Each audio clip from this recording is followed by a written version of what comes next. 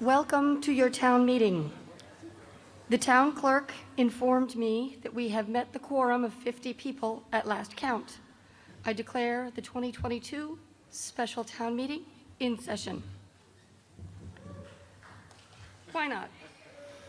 To honor the work that our service members do for our country every day, our invocation will be read by a Longmeadow resident with a long history of service to our country and to our community. Donald Olszewski is a Longmeadow resident who graduated from Stick and attended Springfield College. He is a U.S. Navy Vietnam veteran, Purple Heart, and Combat Action Ribbon recipient. Don is a retired postal worker and currently a notary public and justice of the peace. He is a member of Longmeadow Post 175, American Legion, DAV Chapter 11 Westover Life Member, Mobile Riverine Association Life Member, USS Mullifen Association Life Member, AMVETS Life Member, and currently serves as Chapter Officer for DAV, helping veterans with their claims for compensation.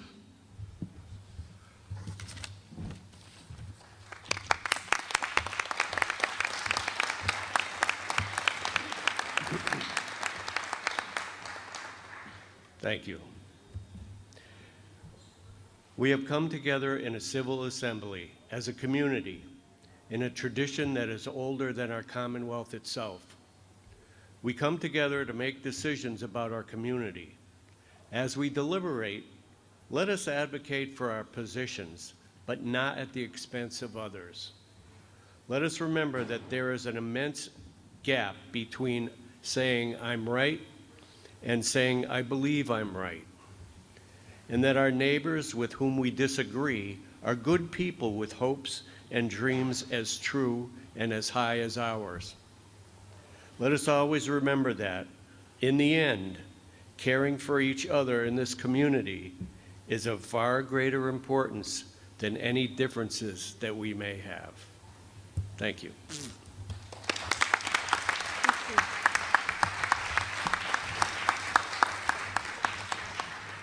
Thank you. I now offer welcome to Williams Middle School students Nicholas and Sebastian Rodriguez. They are both musicians and athletes in town, playing piano and vocal, basketball and baseball, and they will lead us in the Pledge of Allegiance. For all those who are able or wish to do so, please rise and remain standing. Boys? Can you lower it? Okay, 3, 2. I pledge allegiance to the flag of the United States of America and to the republic for which it stands, one nation, under God, indivisible, with liberty and justice for all. Thank you.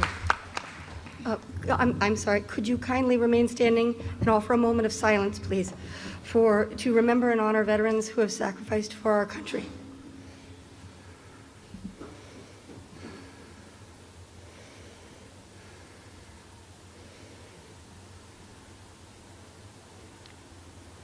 Thank you.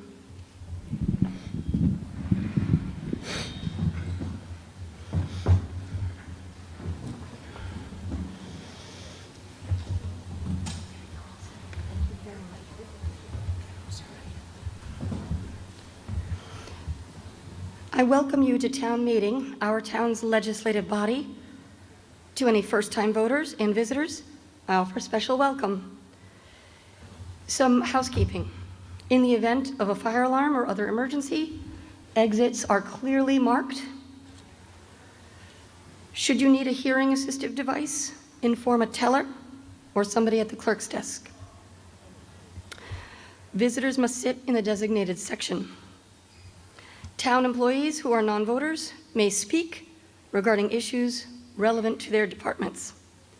No other non-voters have received permission to speak. The back of the warrant includes some of the rules of procedures that we will follow. Rules are from Mass General Laws, our town charter, our bylaws, and a book called town meeting time. To speak, wait for recognition from me, the moderator, and state your name and address. You will have 2 minutes. All remarks must be addressed to the moderator. Some motions may differ slightly from the article as printed in the warrant. We vote on motions, not on articles. We will be using electronic voting devices at this meeting on your green lanyards. Administrative Assistant Mike Barbieri will explain the procedures.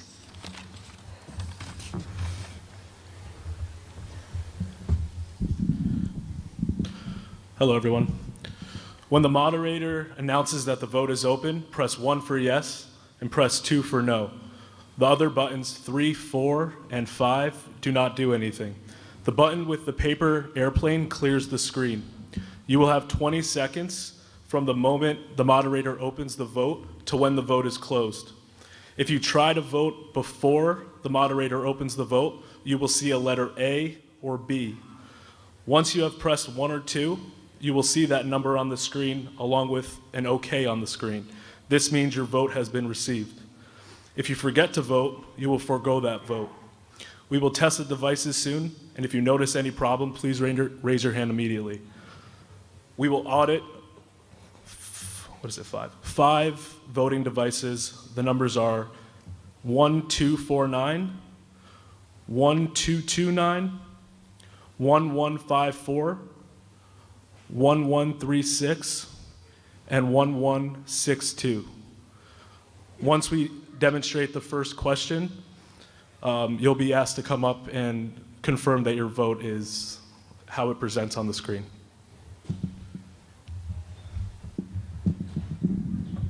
So first question for everybody not audited. Ready to go? This is a test vote. It doesn't really matter. You'll see a vote on the screen in answer to the question, do you like pumpkin spice? Yes or no? You don't have to vote either. The vote is now open. Press 1 for yes, 2 for no.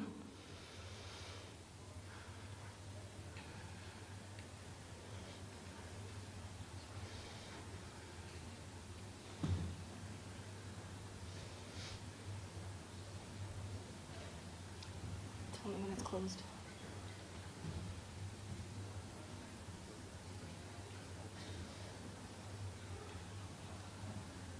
Okay.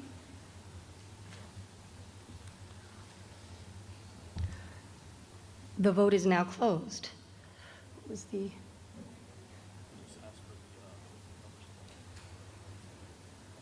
Oh, so the folks with the clicker number 1249, 1229, 1154, 1136, and 1162. Anybody have those lucky numbers? Come on down. You're the lucky recipient of a vote audit. Come right over here. You win too? Nice.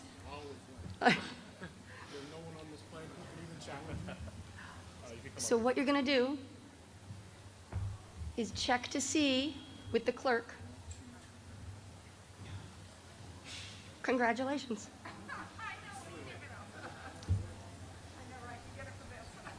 So show what your vote is.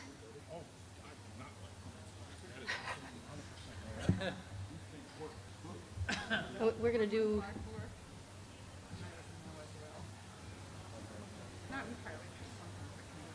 No, yep, okay.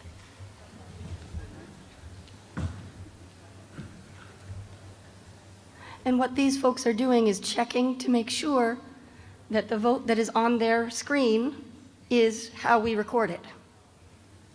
So far, nobody likes pumpkin spice.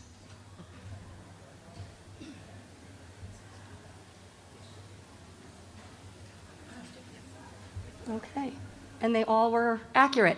Thank you very much. What was the tally on that? Okay. Oh, we have no record of it? Yeah.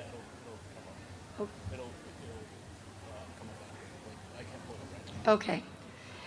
So we're going to do 2 more test votes. We're not going to be auditing them. We're not going to be auditing them. This is just to make sure that your device works as it's intended. Second question. Again, this is non-binding. Do you plan to vote in the November 8 election? Press 1 for yes, press 2 for no. The vote is now open.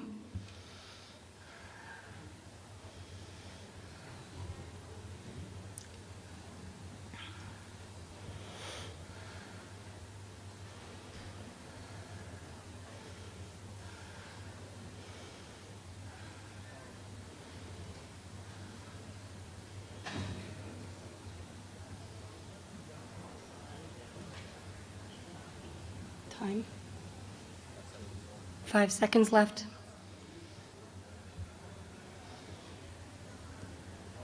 The vote is now closed. So 192 of you plan to vote, 8 of you do not, total of 200. Thank you. Last one. The Phillies will win the World Series this year. Well, okay. Your vote doesn't count until I call the vote. The vote is now open. Press 1 for yes, press 2 for no.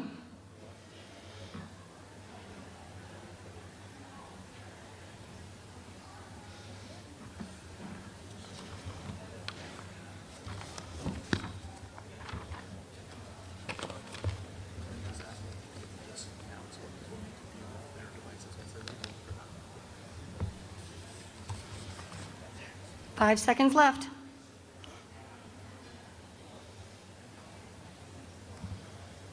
And the vote is now closed. Well, a bunch of naysayers here. That was a no. We'll see. Just by way of housekeeping, reminders, you should not leave the gym without your voting device. So if you have to use the restroom, take it with you. You may not tamper with the voting device, no matter how fidgety you get.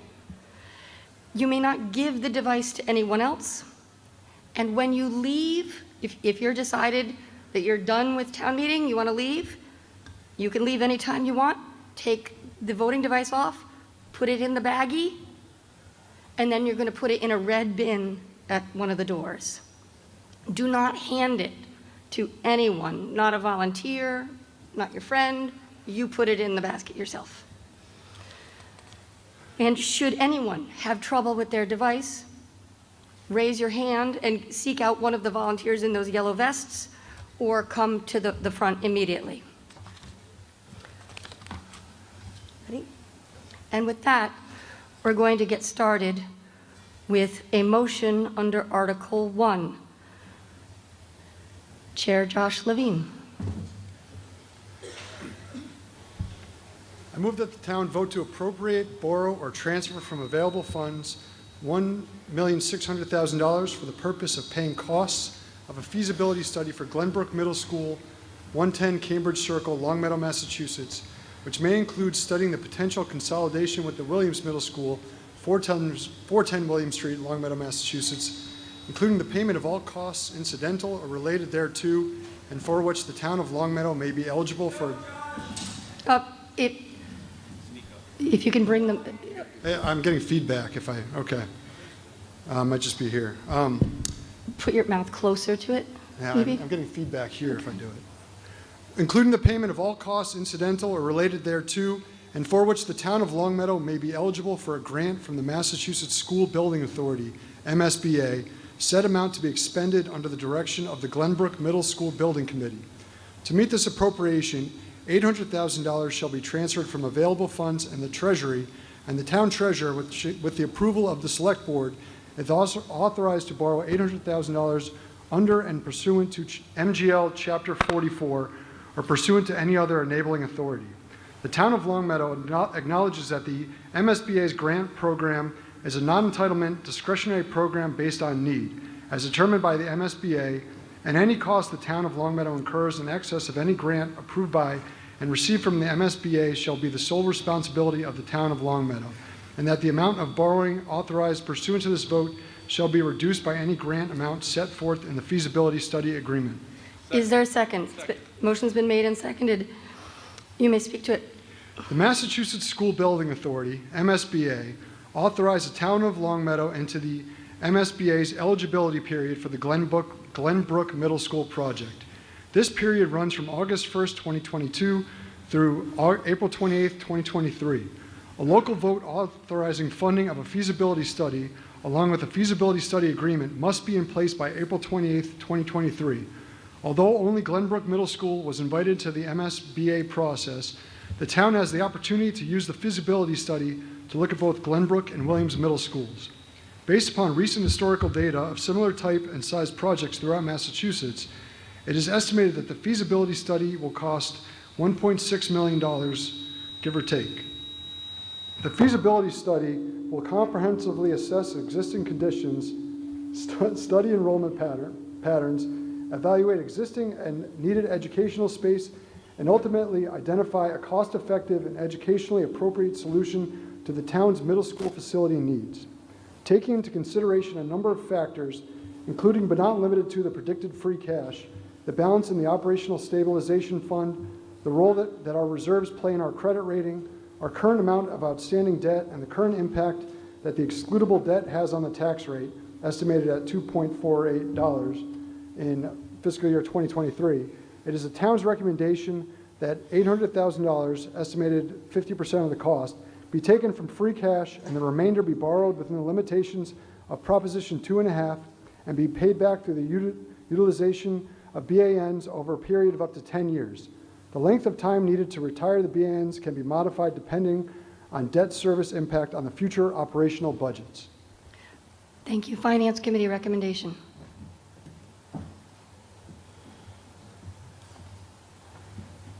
Nora McKay, Chair of the Finance Committee. The committee voted to approve this, recommend this, excuse me. Can you just say it a little bit louder? I'm sorry, forgive me. Nora McKay, Chair of the Finance Committee. The committee voted to recommend this article. You voted to recommend. School Committee recommendation, please.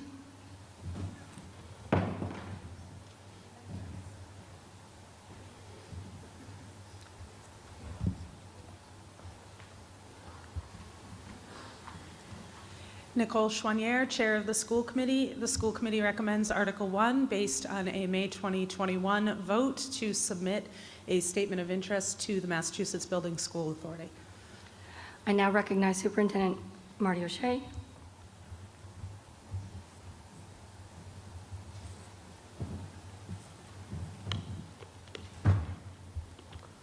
Good evening. My name is Marty O'Shea. I'm proud to serve as your superintendent of schools and appreciate the opportunity to provide some background on Article 1 so that we can all make an informed decision. On behalf of the school committee and with the support of the select board, I appreciate the chance to speak with you this evening. As a former history teacher, I don't miss an opportunity to provide some historical context. So briefly, Williams Middle School was built in 1959. Glenbrook was constructed and opened in 1967. Both buildings have been well cared for and maintained appropriately within the operational budget of the town. However, neither building has experienced a major renovation since they were opened over 60 and over 50 years ago. In recent years, the town has taken a preliminary look at the condition of both Glenbrook and Williams Middle School. In 2015, JCJ Architects conducted a facility study, and more recently, the school committee commissioned a study from Colliers International, a facility condition assessment study. Both of these studies essentially concluded the same thing, that these facilities, they have served us well, but they have significant needs. In each building, we have systemic issues that need to be addressed. The major systems, plumbing, electrical, HVAC, are in need of replacement. Roofs at both buildings are at the end of their life. The parking lots are in need of repair. Additionally, the life safety systems are not up to current standards, nor are the buildings entirely accessible to those who need the buildings to be accessible. Colliers International documented 200 repairs that in both buildings combined, totaling $30 million, and had, as the slide suggests, indicated that much of the mechanical, electrical, plumbing infrastructure are in need of replacement. In May of 21, the school committee, with the sign-off from the select board, had submitted a statement of interest to the Massachusetts School Building Authority. This was a statement of interest, the most recent statement of interest. Other statements of interest had been filed in previous years. The Massachusetts School Building Authority is a state agency that partners with local communities to ensure that school facilities across the Commonwealth are repaired, renovated, or newly constructed as needed. Since 2004, the agency has provided $16.1 billion in reimbursements to local school communities. We were fortunate to hear in March of 22 that the MSBA was inviting us into their core program. And so this was a great opportunity, a great moment for us. And as part of that statement of interest and as part of the understanding of the Massachusetts School Building Authority, we have, through this process, through this invitation from the MSBA, an opportunity to explore a solution for both of our middle schools, for both Glenbrook and Williams Middle School. In August of 22, we commenced what is called an eligibility period. And as part of our due diligence during that eligibility period, we were required to put together a school building committee. And that has been done with the participation of the select board and the school committee and many town residents. So we're happy to have that building committee in place.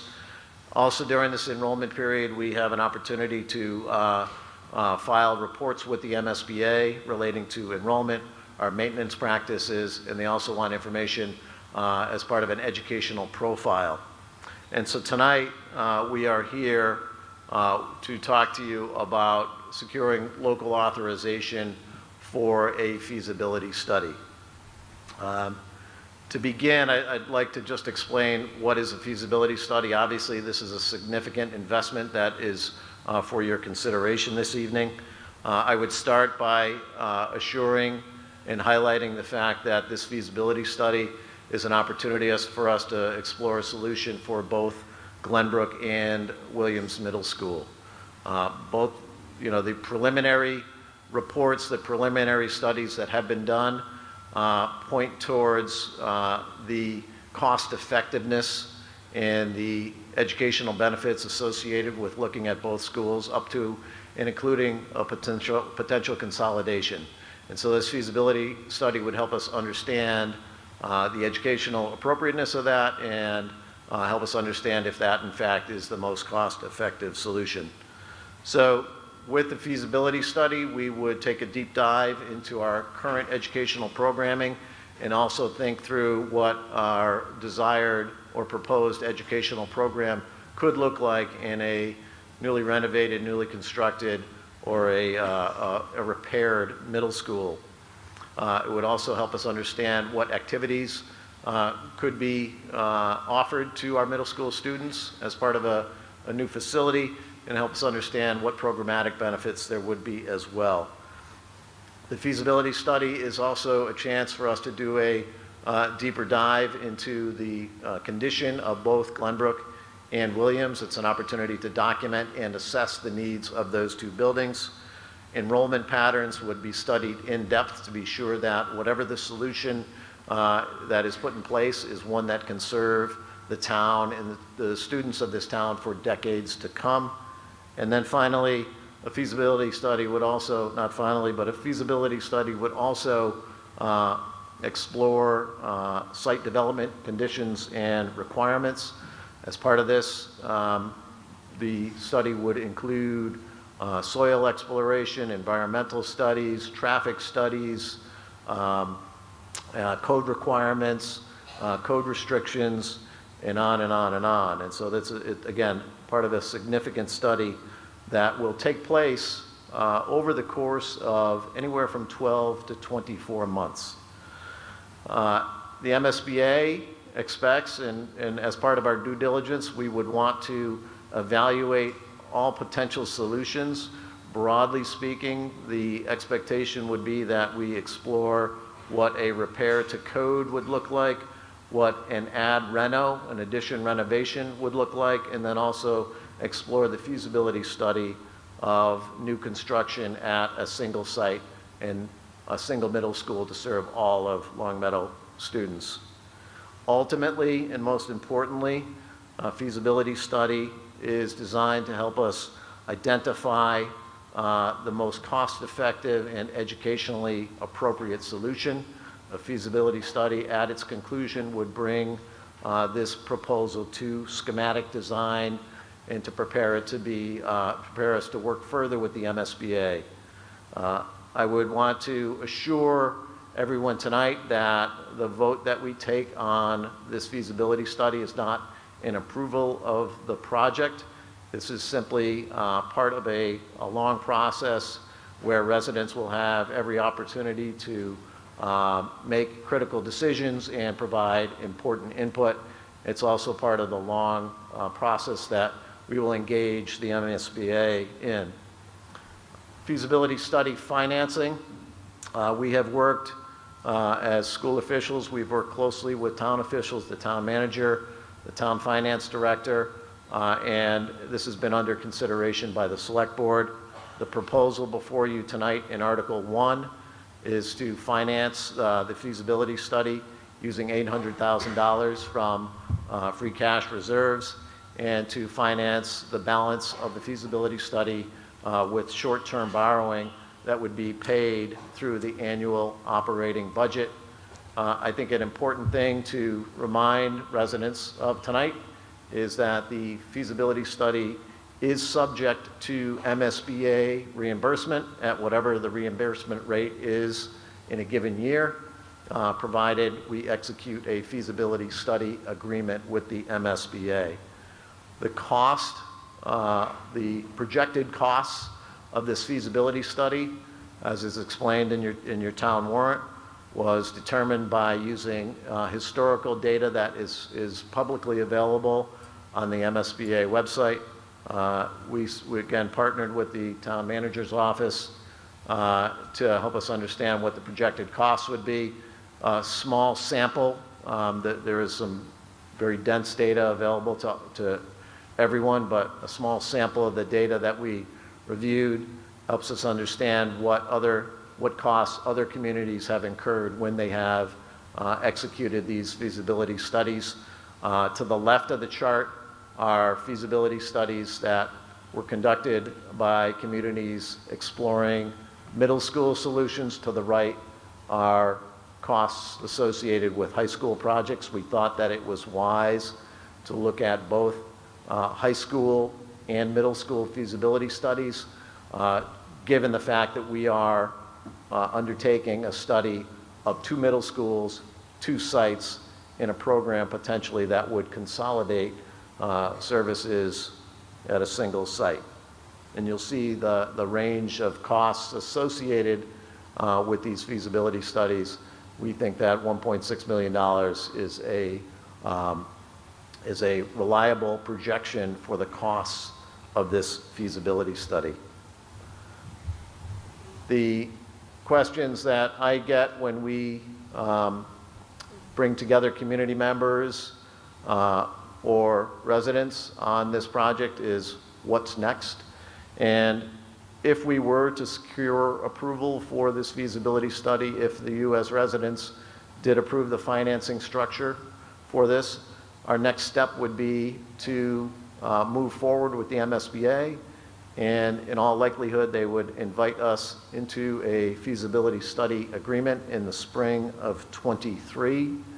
And again, that feasibility study agreement would ensure that the costs of this feasibility study are shared by the town and by the MSBA. Tonight, you're being asked to finance the entire costs associated with the feasibility study, but this, again, is subject to MSBA reimbursement ultimately. If we were to secure approval, our next step would be to secure a project team, a design team, an owner's project manager, and then initiate the feasibility study that I described earlier. Again, this is a very involved process. It takes place over 12 to 24 months, so that I hope helps you understand the depth of this study and the critical, valuable information that it will yield to us to make an informed decision as a community. Assuming that we work through the feasibility study and assuming that we identify a cost-effective solution, at some point we would be back before town meeting and back before the voters to seek local approval of a project scope and budget. This is a few years down the road, but again, I think as I talk to residents about this project, many want to understand what is in front of us if we were to approve this feasibility study tonight. Following a potential local approval of a project scope and budget, we would then begin design development in earnest and put together documents for the construction of a new school, and then ultimately the administration of that construction would take place over many, many months. I think it's important for us to understand next steps if this article were not approved. I've been asked that question many times, and I just want to make sure that we put this information before you tonight so you can make an informed decision. If this vote were not to be approved tonight, our options would be to reapply to the MSBA in the spring of '23. Knowing how long it took us to get the attention of the MSBA this past spring, I wouldn't feel confident about our chances with the MSBA in the immediate future if we were to apply in the spring of '23. Alternatively, we would be challenged to address the deficiencies without the involvement of the MSBA.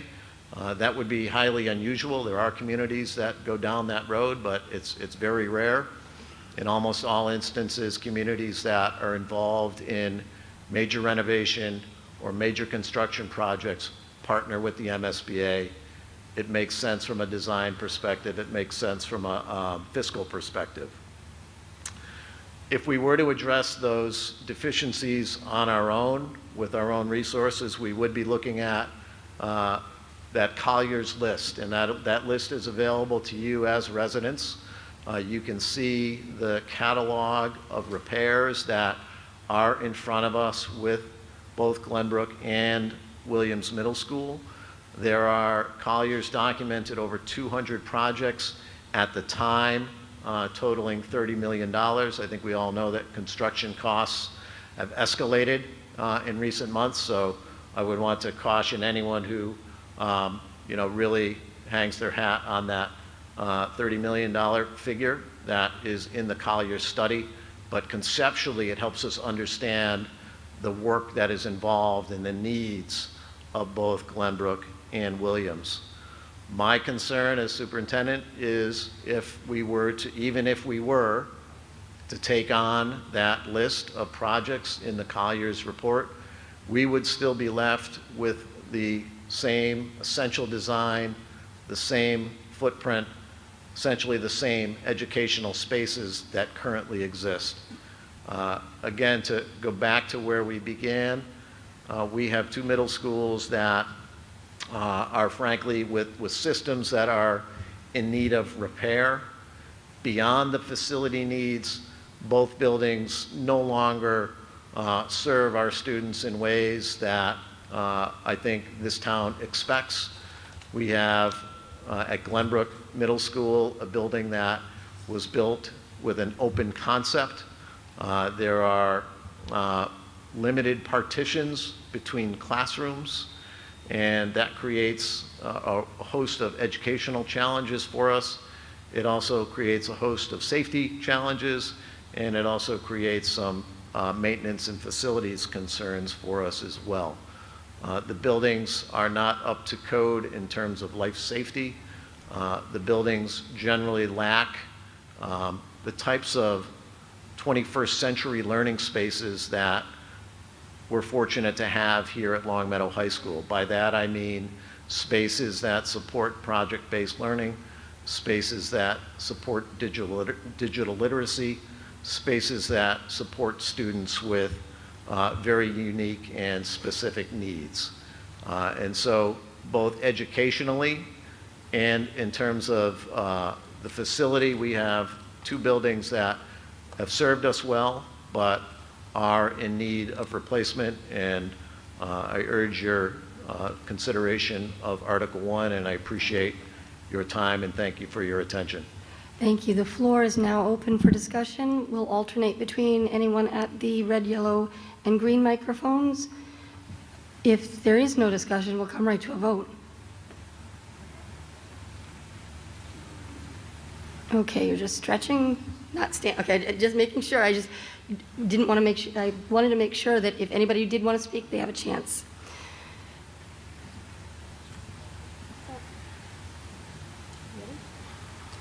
Oh, hold on one moment. Hold on. Yes, sir. State your name and address, please. I'm sorry, I can't hear you. One moment. We've got to get the tech to turn on the mic. The tech is going to turn on the mic. Hold on a second. All right, try again. Roman Zheleznikov, 307 Green Hill Road.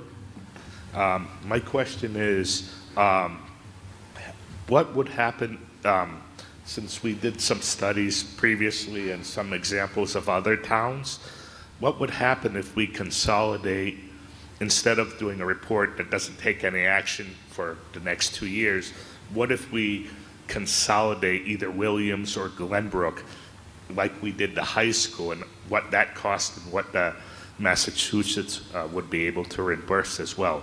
Is it, what would be the alternative to actually start the project sooner, because some of our kids will be out of middle school and even the elementary school kids will be far. It does take many, many months and years to complete that. You know, if the question is, would we have the opportunity, I'm not sure this was your question, would we have the opportunity to consolidate presently prior to the completion of a project? Was that the question? Sir?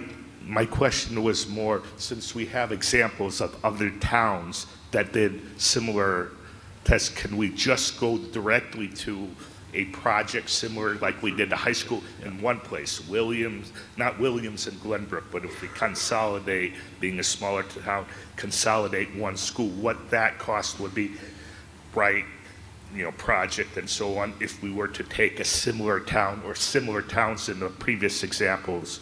Why would we need to do a similar type of study if others have already been made, and spend $1.6 million without doing anything is a lot. Superintendent? The MSBA and superintendent colleagues that I speak with would say that the process certainly can move along faster if a consensus emerges quickly on in a community. So in other words, if it's quickly apparent that the community is eager to, in our case, let's say consolidate at a single site, that would certainly move the process along more quickly, and the focus of the feasibility study could more quickly move towards studying the feasibility of a single site for our students.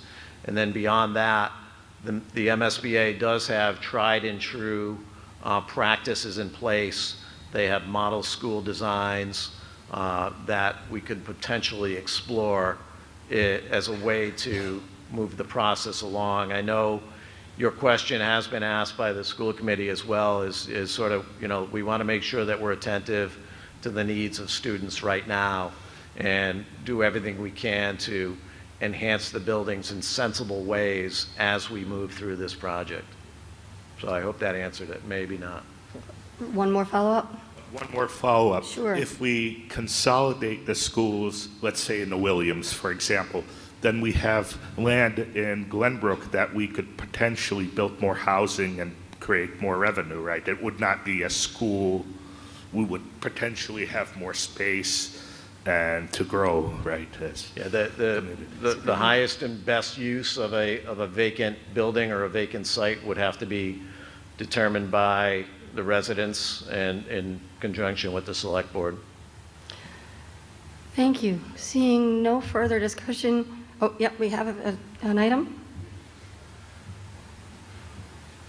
This one working here? Hi, Scott McKenzie, 117 Eton Road.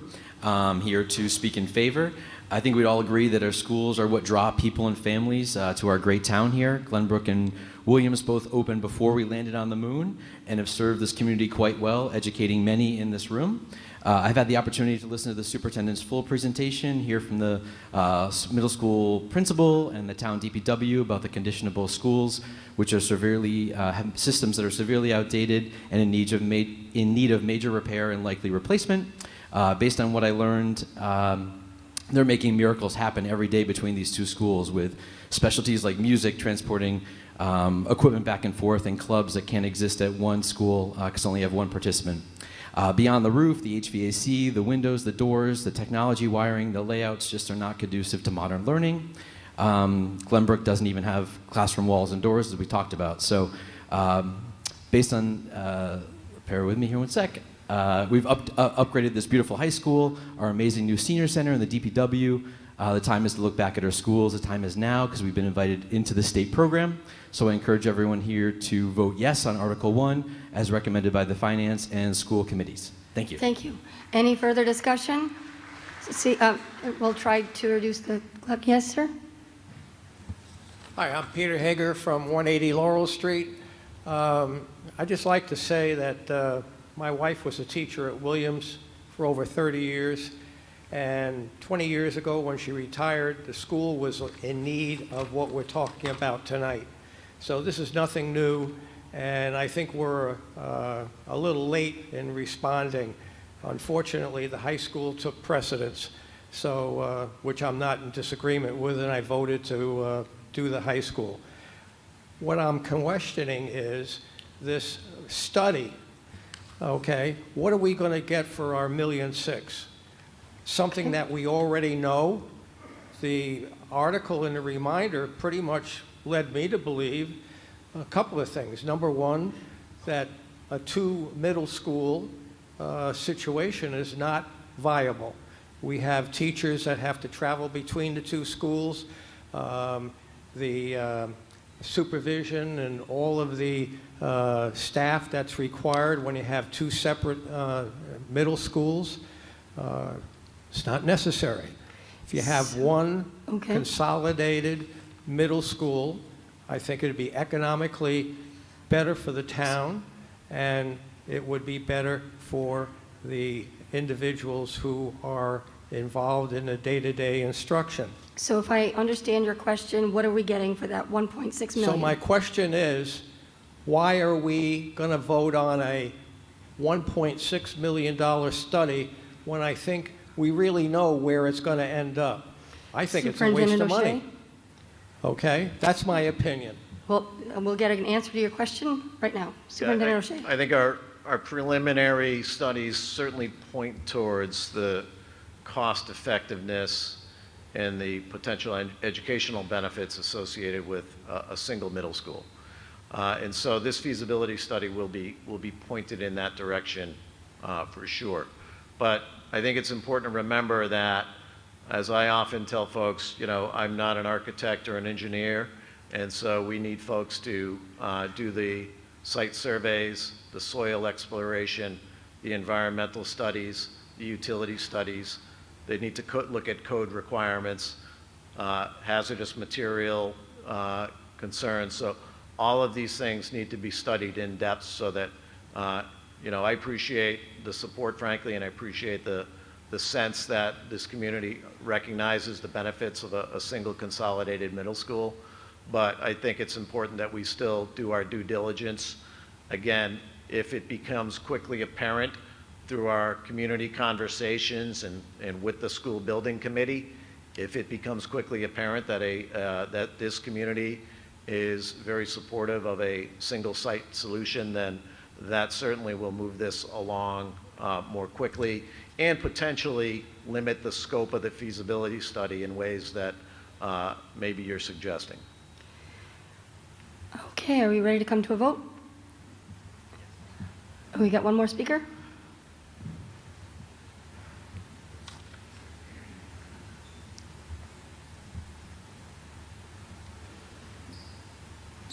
Hi, Stuart Blackwood, Woodside Drive. So I'm still confused as to exactly what the value of the feasibility study is. Just a quick Google from a totally uneducated person suggests a feasibility study should cost somewhere like 3.4 to 1% of a budget. Small businesses, commercial businesses, etc. 1% is $310,000, not 1.6 million. With that said, again, I'm a total uninformed citizen when it comes to this. So you've looked at other schools, they've pulled up numbers that are somewhat similar. Okay, so we're gonna pay 1.6 million.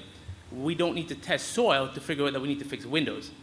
I think the community sounds somewhat, and again, I don't know, kind of unified on the idea that we need to consolidate, but does what is the feasibility study doing for it? Are we paying 1.6 million so that we can then get from MSBA 7 million towards that towards that 30 million price tag? We'll get your question answered. Can you Superintendent O'Shea. Thank you for the question. So I think that maybe the simplest way to explain this is that the feasibility study is in fact required as by the MSBA. So if we want to pursue a partnership with them and potentially receive that 50% or so, plus or minus reimbursement rate, we need to conduct the feasibility study. And I'd also say that the $30 million, that's a figure from 2021, and that's associated with just addressing repairs that Collier's identified. That's not the figure that should be associated with a newly constructed middle school. So I think you're right in your understanding about what percentage of a project ought to be committed to a feasibility study, but the 30 million relates to the repairs, the simple repairs to Glenbrook and Williams. Any further discussion? Seeing none, we shall now come to a vote. This requires a 2/3 vote. The vote is now open. All those in favor, press 1 for yes, 2 for no. 20 seconds. You have 20 seconds.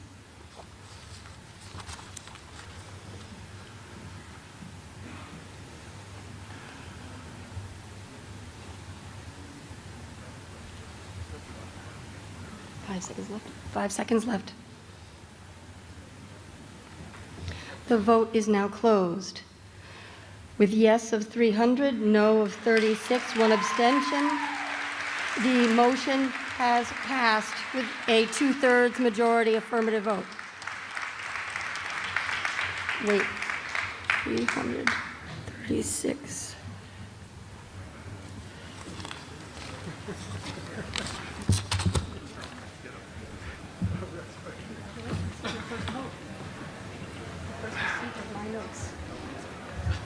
We shall now turn to Article 2.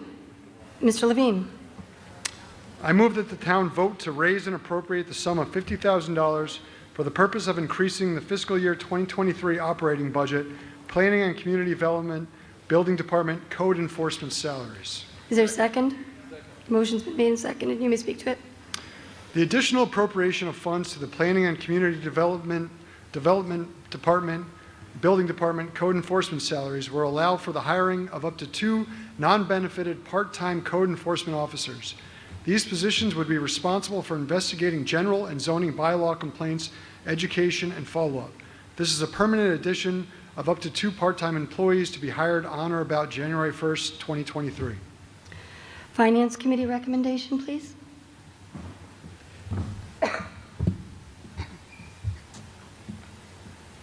The committee voted 3-2 not to recommend this article. To be clear, the committee did not question the need for the importance of this expenditure. Instead, as the town knows, the Finance Committee remains ever mindful of the possibility of the fiscal cliff sometime in the future, and therefore watches the town's expenses and revenues carefully. Here, it was the committee's preference that the town take a more incremental approach to this need and seek $25,000 for 1 position rather than $50,000 for 2 positions at the outset. The committee notes that its objection of this article can be cured by an amendment on the floor of the town meeting if desired. Yes, sir. Floor is now open. Mr. Gold? Is the mic on? Thank you. Mark Gold, Avondale Road. I'm speaking in favor of this because as a select board member, one of the largest categories of complaints we get is zoning law enforcement. And it has to do with the character of the town of Longmeadow. You know, in the last few town meetings, we've gone back and looked to potentially modify the bylaws so that we didn't have some of these issues, whether they're vehicle parking overnight or, you know, other things like that we've had to deal with. And the voters have consistently said it's part of the character of the town of Longmeadow. We want to support that, and we want to continue those bylaws. The problem we have is most of those bylaws have to do with what I'll call overnight issues, where we, you know, our current building code enforcement is a 9-to-5 job. So we're looking to get somebody who can work nights and weekends as a part-time job. I understand the comments by the Finance Committee. They're concerned about the amount. We took this approach because it gives us the potential flexibility to fill the positions as we needed. Frankly, right now, we can't even fill all the positions at the DPW, much less fill this position, but we want the flexibility to do that. And so the question you should ask yourselves when you vote for this is, you know, either we're going to have the bylaws and we need to be able to enforce them, or we're going to come back to you and say we've got to get rid of the bylaws, because we can't end up having it both ways, because bylaws that we are unable to enforce are really, really problematic for the town, for our law enforcement officials, and for other people. So I'd urge you to vote for this and trust that the issues of the Finance Committee will be addressed incrementally by the town manager and the select board. Thank you. Thank you. Any further discussion?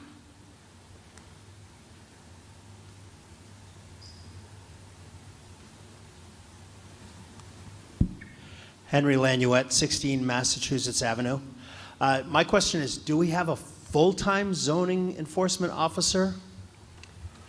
Town manager? Thank you. We have a full-time building commissioner whose part of his duties are zoning enforcement. The complaints have increased 40% from 2020 to 2021. We're trending that way right now.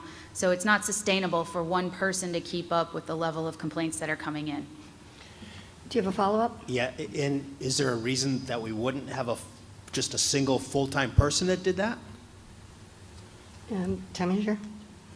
The rationale for two part-time people, one kept the cost lower, not providing benefits for part-time people, and additionally allowed us to stagger schedules to be nights, mornings, or weekends. Okay. All right. Seeing no one ready to discuss, we'll come directly to a vote. This requires a simple majority. The vote is now open. Press 1 for yes, 2 for no. You have 20 seconds.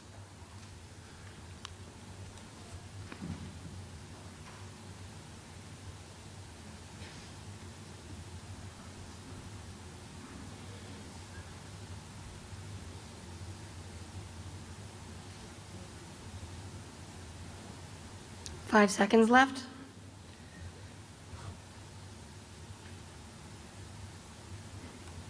And the vote is now closed. With 163 yes, 131 no, that is approved, a majority affirmative vote.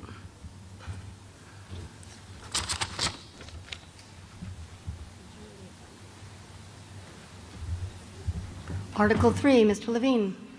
I move that the town vote to raise and appropriate the sum of $60,000 for the purpose of increasing the fiscal year 2023 operating budget. Human Resources Department salaries, clerical $30,000, and Human Resources Department other expenses $30,000. Is there a second? You may speak to it. The Human Resources Department provides benefits, payroll, hiring, and separation services for the town and school, representing approximately 1,200 employees and 600 retirees. The responsibility of the HR department have grown with the addition of federal and state mandates, including the Affordable Care Act and FMLA ADA processing. The role further expanded during COVID, and the workload in the department continues to exceed staff capacity. As we come out of COVID, the workload has continued to grow with significant increases in resignations and unemployment cases and the corresponding hiring, staffing challenges. With the addition of one permanent full-time employee, the HR department will be able to perform benefits audits, provide more timely assistance on FMLA requests, and keep up with the surge of job postings, hiring, and departures that continue. This warrant article would fund a permanent addition of one full-time employee to be hired on or about January 1st, 2023. The remainder of this warrant article would fund improvements to the town school payroll module in Munis to create efficiencies, sunset antiquated accrual tracking software, and deploy the employee self-service module to better serve employees with electronic access to pay stubs, W-2s, and accrual information. Thank you. Finance Committee recommendation? The committee voted to recommend this article. Thank you. Any further discussion? Seeing none, we'll come directly to a vote. This requires a simple majority. The vote is now open. Press 1 for yes, 2 for no. 20 seconds.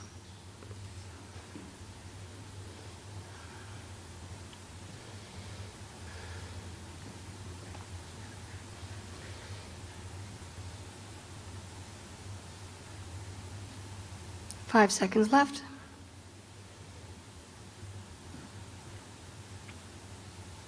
And the vote is now closed with 225 to 52. This passes by a majority affirmative vote.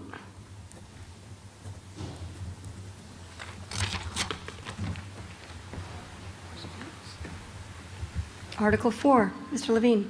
I move that the town vote to raise and appropriate the sum of $132,304 to the Municipal Opioid Abatement Fund to be expended by the Longmeadow Public Health Department in accordance with the 2021 Massachusetts Attorney General's statewide opioid settlements. Second. Is motion been made and seconded? You may speak to it. Several years ago, the town joined the class action lawsuit against the major opioid drug manufacturers. In 2021, claims were resolved against the nation's three largest drug distributors, drug maker Johnson & Johnson. In response to this resolution, the town will receive $132,304 for fiscal year 2023, and then ongoing payments of approximately $28,000, give or take, each year until 2038. Per Department of Revenue instruction, in order to use the funds received during fiscal year 2023, the town will both record the anticipated $132,304 as an estimated receipt and raise and appropriate the $132,304. When the town's tax levy is calculated, the estimated receipt will offset the tax. Because of the offset, the $132,304 will not be raised as taxes, but will be appropriated and available to spend. The funds will be held in a municipal opioid abatement fund to be expended in accordance with the requirements of the settlement.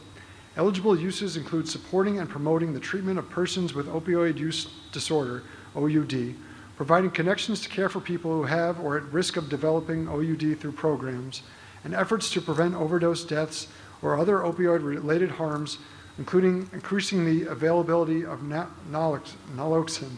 That's not right. The distribution of the funds will be overseen by the Longmeadow Public Health Department. Finance Committee. The committee voted to recommend this article. Thank you. Any further discussion? Seeing none, we'll come directly to a vote. This requires a simple majority. The vote is now open. Press 1 for yes, 2 for no.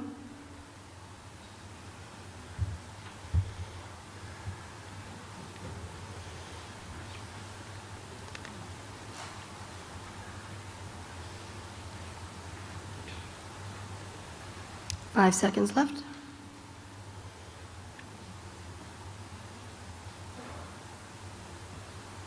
Okay, the vote is now closed. With 260 yes and 20 no, the motion passes, majority affirmative vote. Article 5. I move that the town vote to raise and appropriate $181,020 from fiscal year 2023 Community Preservation Fund revenues for CPA fund balances reserved for open space, $60,340, CPA Fund Balance Reserve for Community Housing, $60,340, and CPA Fund Balance Reserve for Historic Preservation, $60,340. Is there a second? Second. Motion been made and seconded. You may speak to it. The Community Preservation Act, CPA, Massachusetts General Law, Chapter 40B, requires town meeting to appropriate or reserve for future appropriation at least 10% of the estimated annual CPA revenue for acquisition and initiatives for each of the following three categories: open space, community housing, and historic preservation. Approval of this article will satisfy the requirements for fiscal year 2023. Currently, the fiscal year 23 state matching share is estimated at 35% of the estimated surcharge, or $154,100. Other fiscal year 2023 estimated revenues are surcharge, $440,300, and other miscellaneous revenues, $9,000. Finance Committee? The committee voted to recommend this article. Thank you. Any further discussion? Seeing none, we'll come directly to a vote. This requires a simple majority. The vote is now open. Press 1 for yes, 2 for no.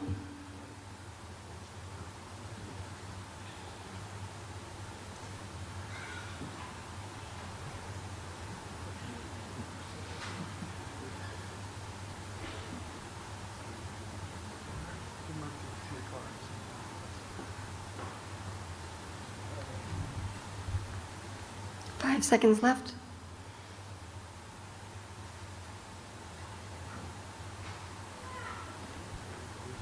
The vote is now closed. 183 yes, 19 no. The motion passes majority affirmative vote.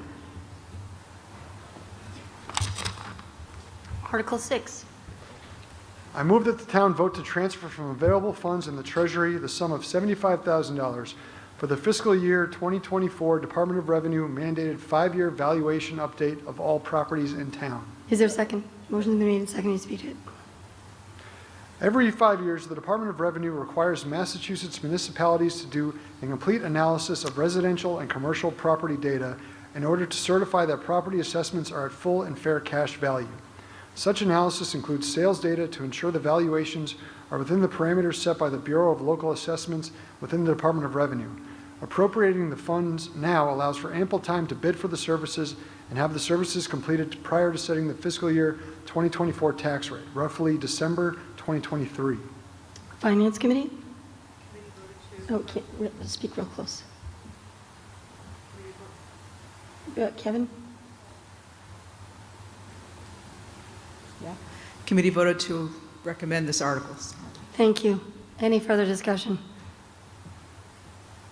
All right, we'll come directly to a vote.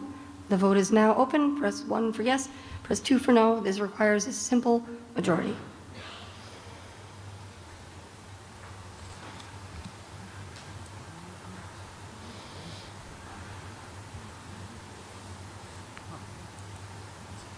Five seconds left. The vote is now closed. 212 yes, 53 no. Majority affirmative vote. Motion passes. Article 7. I move that the town vote to transfer from available funds in the Treasury the sum of $200,000 for the purpose of increasing the fiscal year 2023 operating budget for legal expenses to cover costs associated with litigation regarding the DPW facility. Second, you may speak to it. The town has been involved in litigation related to the new DPW site for several years. One case involves the eminent domain taking of the site, and the other case involves the asbestos cleanup, 21E. The two cases were consolidated in September 2021. The town has entered the discovery phase, which is estimated to cost approximately $200,000 for the remainder of fiscal year 2023. If the town is successful in the 21E case, the cleanup costs for the site and legal fees could be recovered. Finance Committee? The committee voted to recommend this article. Thank you. Any further discussion? Seeing none, we'll come directly to a vote. The vote is now open. This requires a simple majority. Press 1 for yes, 2 for no.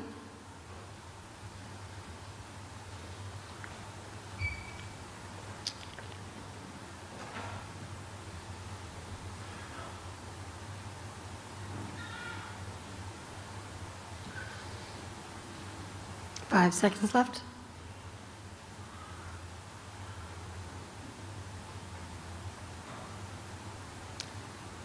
And the vote is now closed. 216 yes, 24 no. The motion passes, majority affirmative vote. Article 8. Mr. Levine. I move that the town vote to transfer from available funds in the Treasury the sum of $140,000 for the purpose of increasing the fiscal year 2023 operating budget for legal expenses to cover costs associated with protecting the town's interests in the construction of a natural gas facility. Motion, is there a second? Second. May you speak to it? The town continues to review natural gas projects that have an impact on the residents of the town of Longmeadow. Eversource Gas intends to build the Western Mass Reliability Project, a new point of delivery station and additional supply line through the town to service customers in Agawam, West Springfield, Southwick, Springfield, Longmeadow, East Longmeadow, and Chicopee. Eversource Gas has filed plans with the Massachusetts Environmental Policy Act Office, MEPA, and the Energy Facility Siting Board, EFSB. The town has hired an attorney who filed a response to the MEPA filing and will respond to the EFSB filing in fiscal year 2023. The town has instructed the attorney to hire experts to assist and testify in the EFSB proceeding.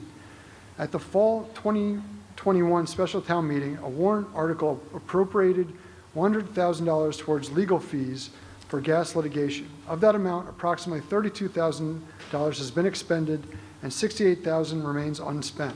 The attorney has estimated that an additional $140,000 will be required to fund legal representation through the entirety of the EFSB proceeding for a total of $240,000 anticipated to be spent challenging the Western Mass Reliability Project.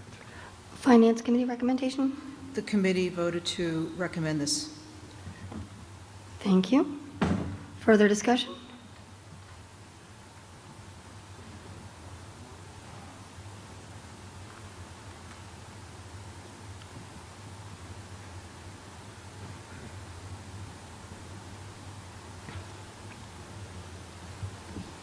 My question is... Name and address again, please, sir. Say again? Name and address. Peter Hager, 180 Laurel Street. My question is, I don't think we have enough information about this whole project and what it means to the supply of natural gas to the community. I mean, this is our base for heating in most cases. I know there are people who are dependent on oil, but I think the vast majority are natural gas. So your question is concerning what so the question is is, legal. until we get more information, I can't make a decision on this. Town manager, do you have an answer to that? Are you able to address that? Chair Levine? There's a couple points on that. One, this pipeline is not intended as to service new customers. It is being framed by Eversource Gas as a redundancy. So if that answers your question on that point. Right. And I know I had another point, but that's the one I have in my mind right now. Yes? Armin Ray, 96 Shadyside Drive. I just have 2 questions. One, can anybody address how much we've already spent in this endeavor with attorney's fees total? Okay. And then Second part of that question is, can anybody also explain what is the likelihood of us prevailing on a winning side in this spending of this money? Chair Levine? The answer to your first question is in the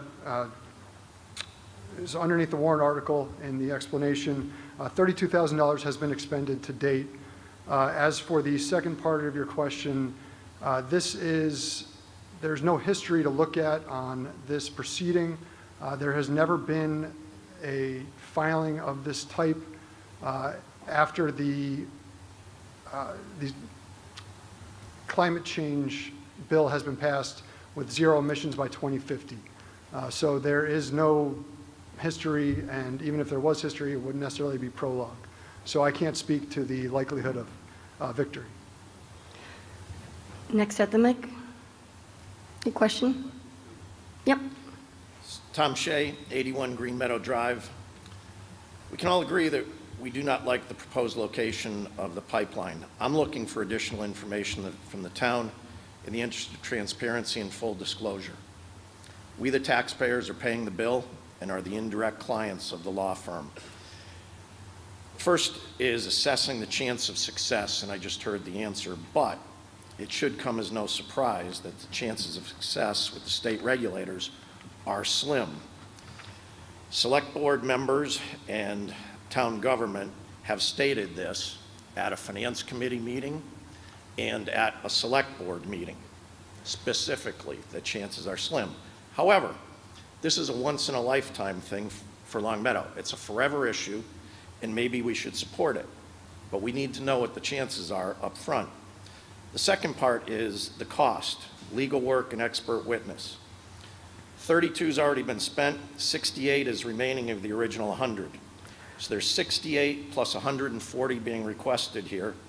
That's Okay. $208,000.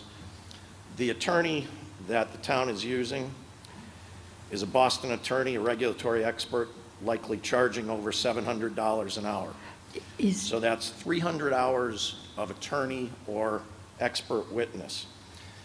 Does this go through fiscal 2023, which is only 8 months away, or through 2024, which is 20 months away? I just want to keep track of your questions. So it's, the main question is, when does it go through?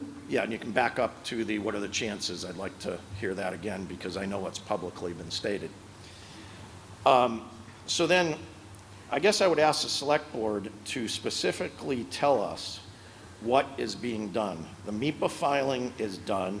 The EFSB, we need legal work and expert witness testimony, and that is $208,000, I believe.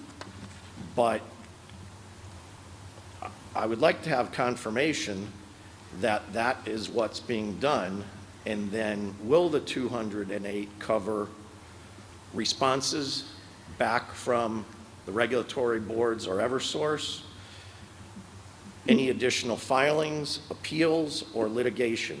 Mr. Shea, I want to make sure we get through all these questions, and I'm losing track of them already. Okay. So I'm You want going me to repeat?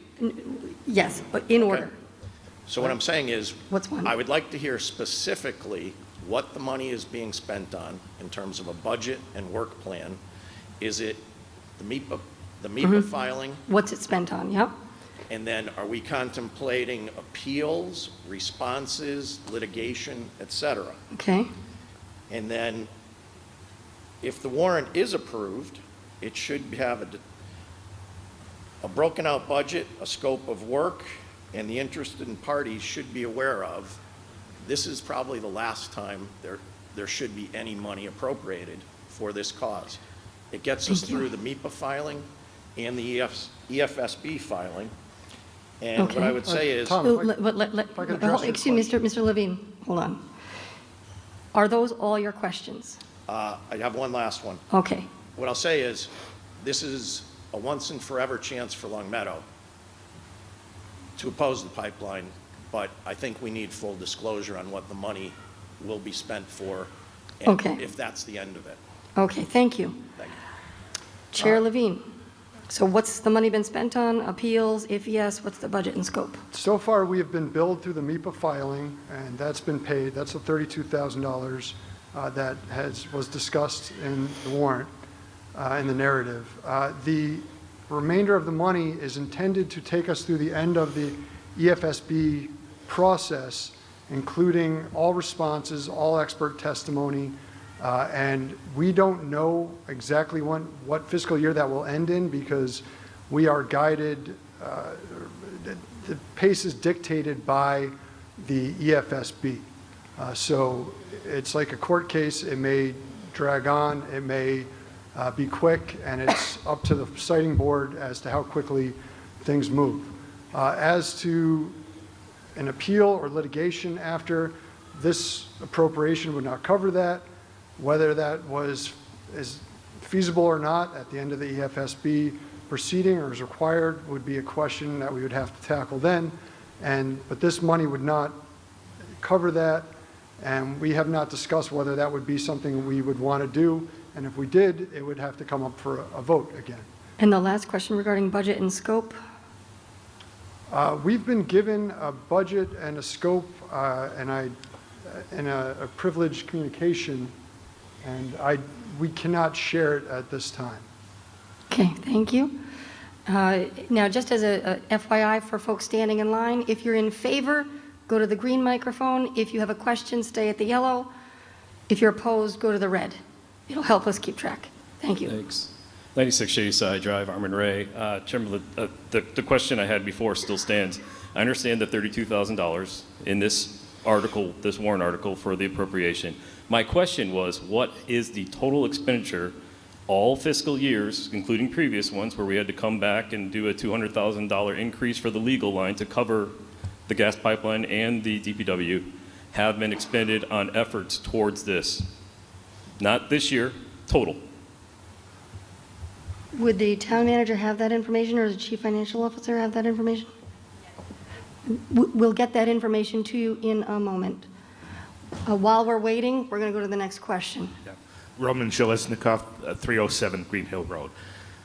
My question is more towards, are there other attempts made where we know that the pipeline was created in the Lawrence, Andover, North Andover area where there was a gas leak and a whole catastrophic event happened in those areas? We've already went with our bylaws saying we're against this. Springfield has as well. Now, one thing that differentiates Longmeadow and East Longmeadow to Springfield and the Lawrence, Andover areas, commercial areas pay twice the tax as residents do because there's business and so on. We pay on the same level as the companies like the country clubs and Eversource and all the businesses. Has there been an attempt to modify our tax system in such a way that it mimics the other other towns? Okay. We've had this issue before in Longmeadow where before our metering to our water system. Thank you. We're gonna get to your question. I think we've got an answer from Chair Levine. Do you have it on the previous question, or you have it on this one too? Has an attempt been made to modify our tax structure to be analogous to the communities that you cited? Have we attempted to change our tax structure to allow a different rate for businesses and large landowners versus homeowners? Well, go ahead, Mark. Mr. Gold, do you have an answer to that question? In terms of the split tax rate, it's called, every year the town of Longmeadow looks at tax rates, and I'll tell you, I'm the one who kind of looks at, it's called a split tax rate, separate rate for commercial versus residential. Town of Longmeadow is 95% residential, 5% commercial. There's very, very little to be gained by splitting our tax rate. And I'm glad to talk to you offline about what the benefits are. So we look at it every year. By law, we have to look at it every year. And every year we look at it and say, we'd have to take the commercial tax rate to, 40 times the residential tax rate to even make a dent into what we do. So it seems to not pass. But I'll talk to you offline. Thank you. Mr. Levine? To answer Mr. Ray's question previously, there has been, from a previous warrant article, $93,000 was spent on other EFSB matters, and as I said, that was not included in the warrant article from the last special fall town meeting. So from the $100,000 that was appropriated as part of that $200,000 increase in the legal expenses, the $32,000 for the current attorney was spent. So I hope that answers that question. Okay, so if you could, there's a person behind you who wants, or is it a quick follow-up, or, because we usually try to have a variety of speakers. Thank you. Hello, Steve Chandler, 60 Duxbury Lane. I think I'm asking the same question over again, but I'm unclear on what the answer has been. My question is, what does success look like? What are we paying for? What is the goal? And does the EFSB have the ability to enforce that? Because it sounds like what we're looking for is to spend this money to stop the project. And everything that I'm hearing and reading, it sounds like it's going to roll through and all we're doing is spending money to testify that we don't like it. Mr. Levine? That's a fair question. The victory or success could mean the pipeline does not happen, and EFSB has the power to do that if they so choose. And as I said, there's never been a decision made in this new framework of the 2015 net zero bill. So there is a possibility, and there's also a new administration coming in potentially that may change things. The other possibility is that alternative routes can be provided that may, so an alternate location in town, and that would be presented both by the attorney and the expert witnesses. Does that answer your question? Thank you. Yes. All right, any further discussion? I see a couple of people standing up.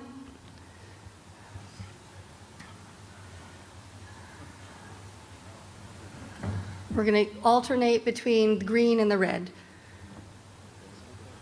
Hold on one second. At the green microphone. Okay. My name is James Turtelot. I live at 64 Prinwood Road in Longmeadow. The chairman used a term in describing this process.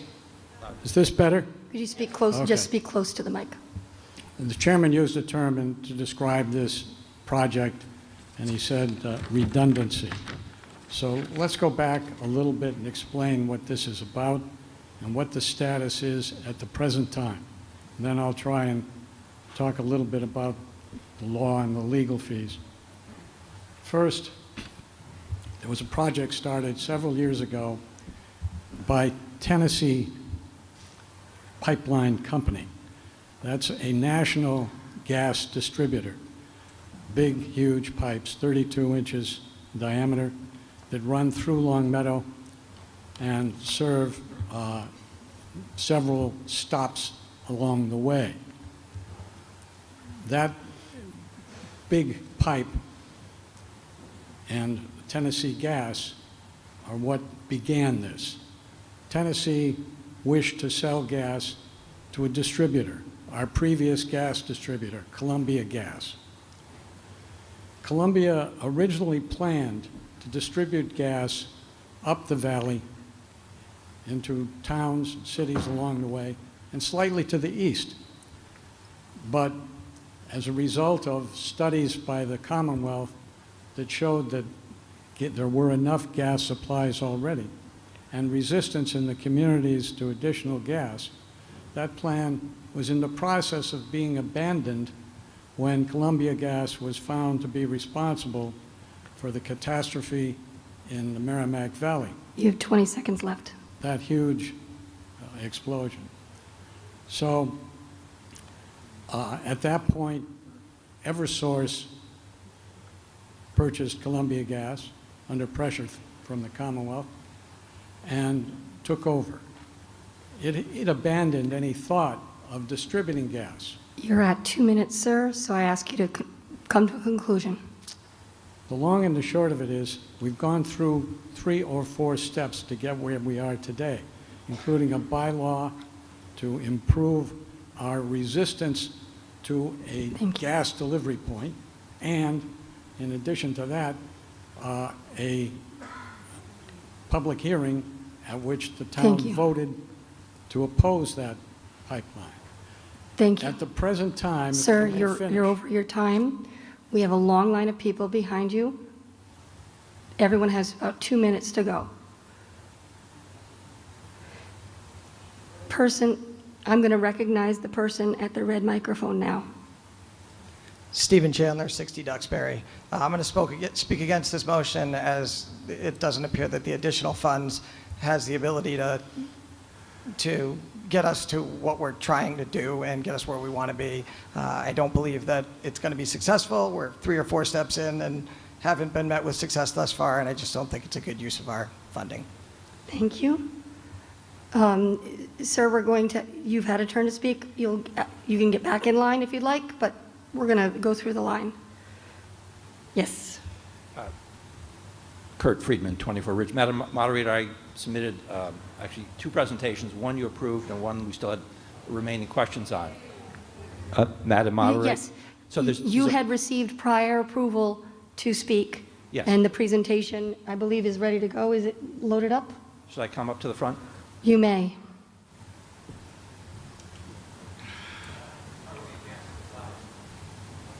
You're advancing the slide, sir. No, sir. We have it on here already.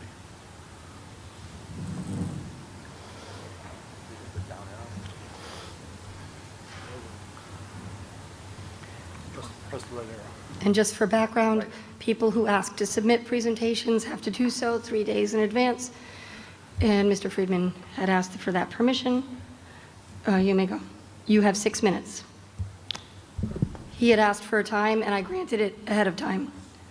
Good evening, Kurt Friedman, 24 Ridge. As a registered professional engineer in the Commonwealth, engineers in the fulfillment of their professional duties shall hold paramount the safety, health, and welfare of the public. In December 31st, Governor Charlie Baker established that professional engineers shall look over the natural gas infrastructure in the Commonwealth. I support Article 8.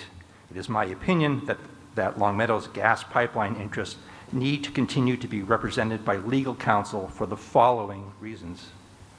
Vibration from gas pipeline excavation equipment may likely cause cracking to our foundations and walls. Pipeline construction will likely disrupt traffic. Pipeline construction will likely damage our streets, sidewalks, and private property. Here's our existing high-pressure gas pipeline.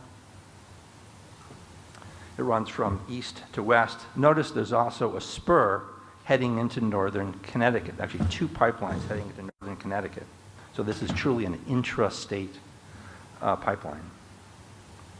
The Eversource Reliability Project has 4 possible pathways, starting in the lower center near Wolf Swamp School, extending north, possibly going west on William Street, then north on Longmeadow Street, or continuing north on Laurel, heading west on Converse Street, and then heading north on Longmeadow Street into Springfield, or heading straight into and through Forest Park, or heading east and then down Dickinson Street into Springfield. One of the fundamental guidelines for safety is this sense of radius distance or safe setback distances. There are 3 standards, one the ASME standard, the other one the road standard, and there's another standard that's used in Canada.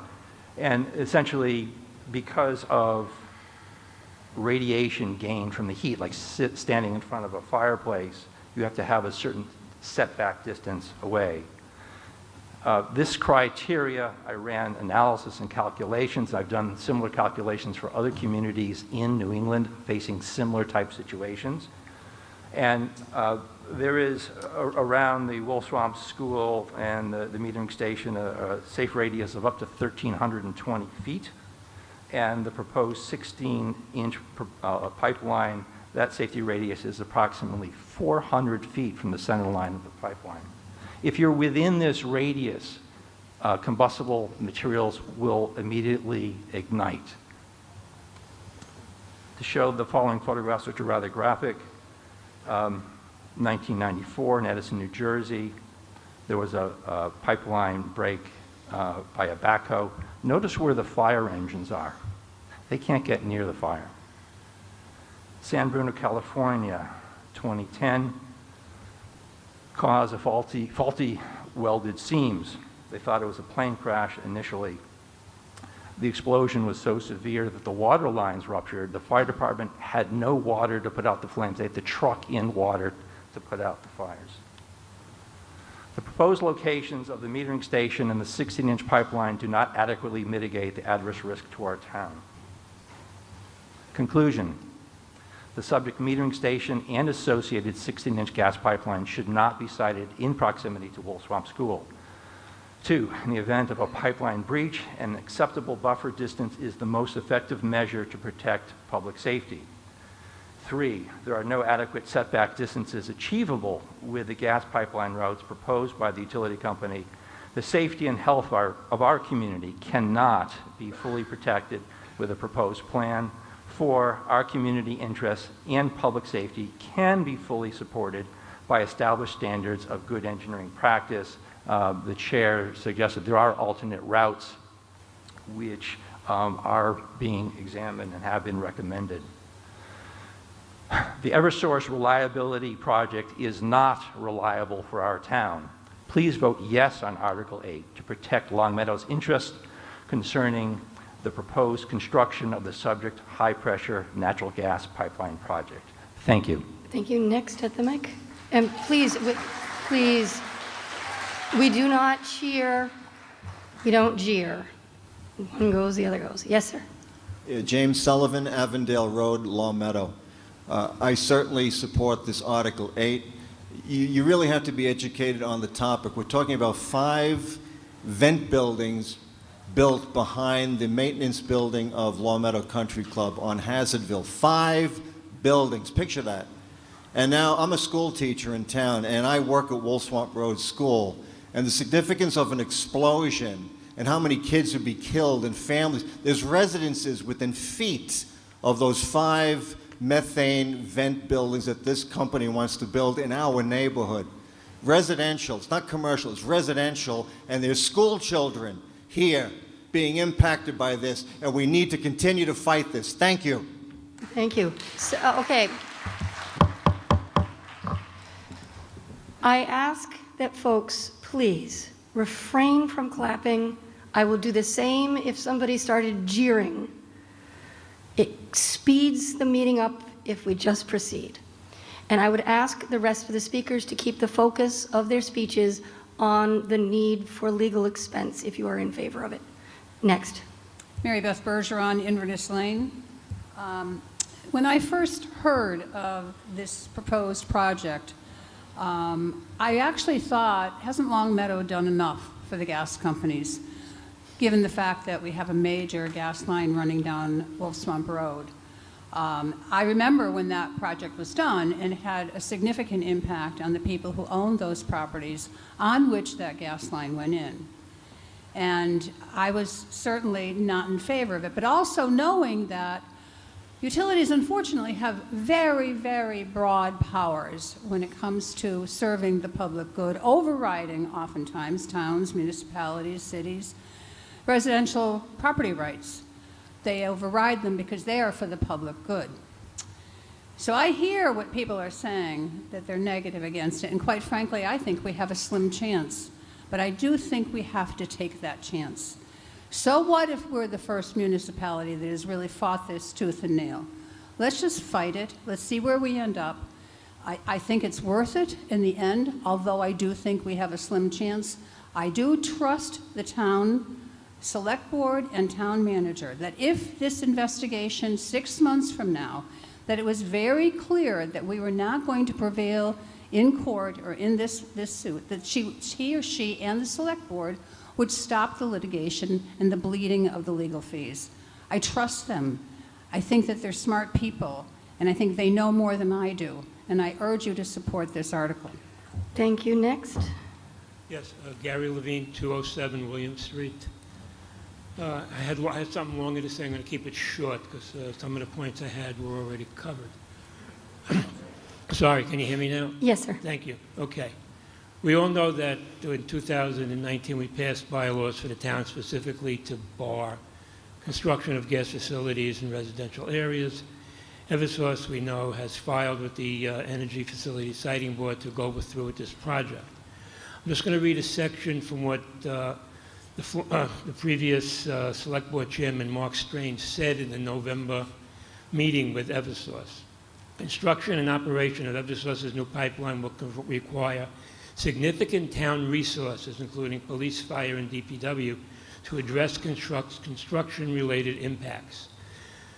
The energy management officials in town estimate the initial cost of the pipeline expansion to the town would exceed $400,000 plus an additional $250,000 per year for system upgrades and gas detection at Wolf Swamp School.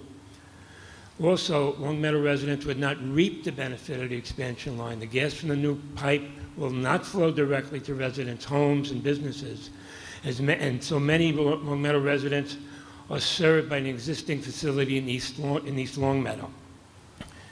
And the new pipe is inconsistent with the Commonwealth's net zero policy to reduce and eliminate fossil fuel emissions by 2050. And Eversource has not answered the critical question of whether this proposed expansion line is consistent with that new policy. And one last thing from the lawyer who's representing us right now through this process, Richard Canoff. He wrote to MEPA, which is the Massachusetts Energy Policy Act office, excuse me, beyond Eversource's judgment that a new point of delivery and a redundant gas transmission line is required, the filing does not define the anticipated risk and contingencies or provide any specific justification or support that the project is necessary. If we don't pass this article, we give up our representation for the rest of the process. We just throw the towel in. There's a new law in Massachusetts, net zero law on emissions. This is the first case to come up. I think we have a really good chance to move this forward. Things have changed since 2019 in this state. Thank you. Please vote for this article. All right. At the yellow microphone. Right, 96 Shadyside Drive. Madam Moderator, I was wondering if calling a question is in order at this time. 5-4, and nobody at the opposed. So we have had 5 people speak in favor. We have had 1 person speak in opposition. Our bylaws say that if 5 people have spoken in favor and 5 have spoken against, that a motion to call the question is in order. However, if there are no more people wishing to speak in opposition, once 5 people have spoken in favor, we may indeed move to call the question. So a motion to call the question is in order at this point. So moved. Is there a second? Okay, so the motion to call the question is a motion to stop debate. It is not a motion, it doesn't affect the article. It just means we stop talking. It requires a 2/3 majority. So once I call for the vote to be open, you are voting to stop debate, and then we will come directly to a vote on the main motion. It just needs some time to get set up. Hold on one moment, please.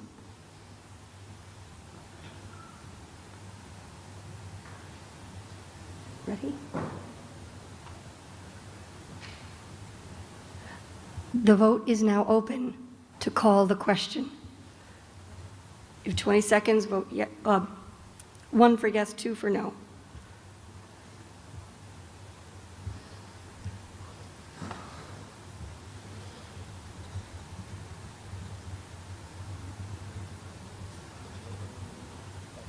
Five seconds left.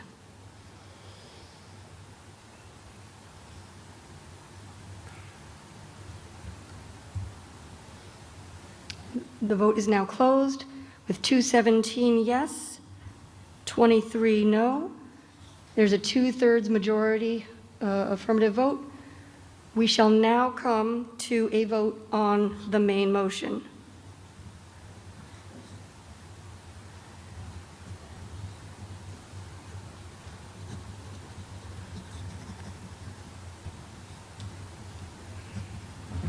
Ready? All right, we are now voting on the main motion, which requires a simple majority. The vote is now open. Press 1 for yes, 2 for no.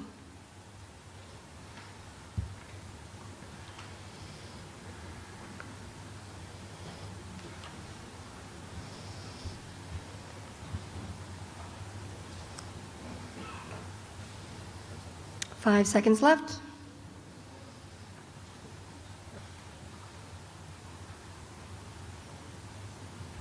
The vote is now closed.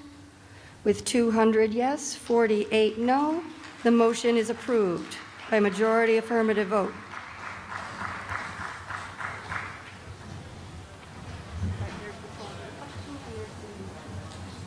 Sorry for so messy. All right, Article 9. Madam Moderator, I move the town vote to transfer from available funds in the Treasury the sum of $40,987, from sewer retained earnings the sum of $259, from water retained earnings the sum of $259, and from stormwater retained earnings the sum of $244 for the purpose of having to pay bills of prior years. Is there a second? Motion's been made and seconded. And you speak to it. Yes, obligations to the town from prior fiscal year were discovered since closing the books on fiscal year 2022 in early September. As often happens, bills from the prior fiscal year unexpectedly arrive after the close of the books of the preceding year. These invoices are for ADA signage, engineering services, auto parts, disposal of hazardous waste, safety inspections, and custodial supplies. This appropriation would allow the town to pay its obligations. Finance Committee recommendation? Committee voted to recommend. Thank you. Interestingly, this vote requires a 9/10 majority. Any discussion? Seeing none, we shall come directly to a vote. The vote is now open. Press 1 for yes, 2 for no. And again, this requires a 9/10 vote. It says 4/5 in the warrant, but according to Town Council and Mass General Law, it's 9/10. At an annual town meeting, a motion to pay the bills of a prior year requires 4/5 vote. 5 seconds left. At a special town meeting, the ante is upped. The vote is now closed. It passed 127 to 10, 9/10 declared majority vote.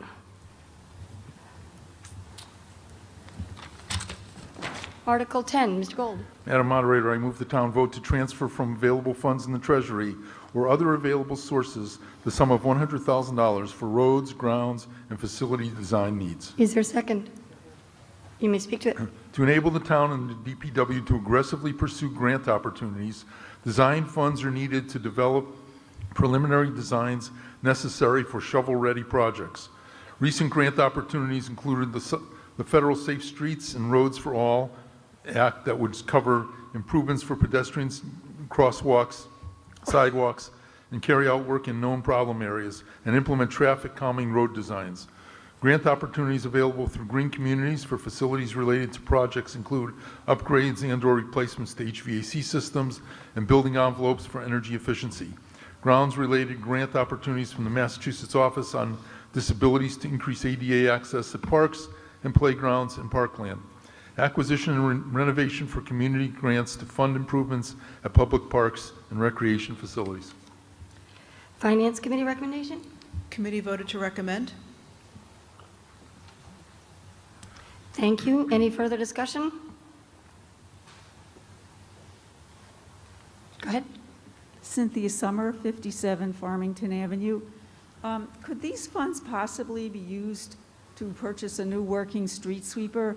I'm a cyclist, and the conditions of the sides of the roads, we're talking about safety and streets and things. Is that something that could be done with this money? I'll try to answer that, and the answer is likely not. These funds would go for shovel-ready projects and engineering studies, but a street sweeper probably ought to go into the capital plan, and I think your comments will make their way to both the Capital Planning Committee and the DPW, because that's where how we use our capital funds. Thank you. Any further discussion? Okay. This requires a simple majority. We'll come directly to a vote. The vote is now open. 1 for yes, 2 for no.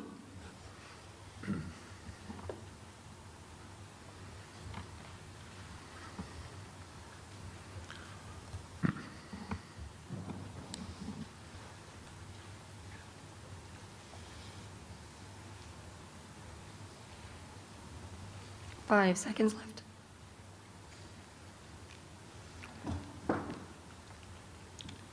And the vote is now closed. Motion passes, majority affirmative vote, 130 to 9.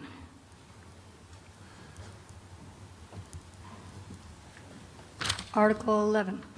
Madam Moderator, I move the town vote to transfer from available funds in the Treasury the sum of $285,000 to the OPEB Stabilization Fund to move closer toward fully funding the OPEB liability. Is there a second? May you speak to it? Yes, other post-employment benefits, which is what OPEB stands for, are benefits other than pension or retirement income benefits that are earned during employment but are payable upon retirement. Primarily, they're medical benefits for retirees. The town's OPEB include post-employment health care and life insurance benefits. Generally accepted accounting principles view OPEB as forms of deferred compensation and require that the costs related to these benefits be recognized during employment.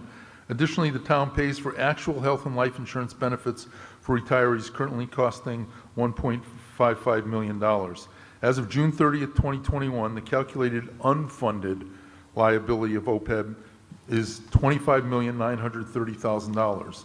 An updated actuarial study is due to be completed in the late fall of 2022. The additional $285,000 we're requesting in this article will bring the fiscal 2023 appropriation to the OPEB Stabilization Fund up to the Select Board's fiscal year 2023 policy target of 1.12% of the tax levy limit.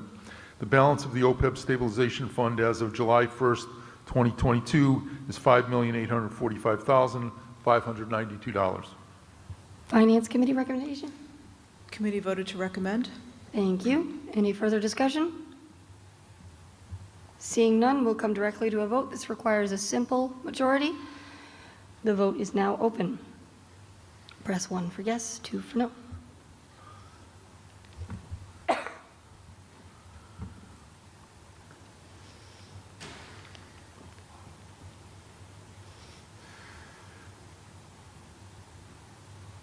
Five seconds left.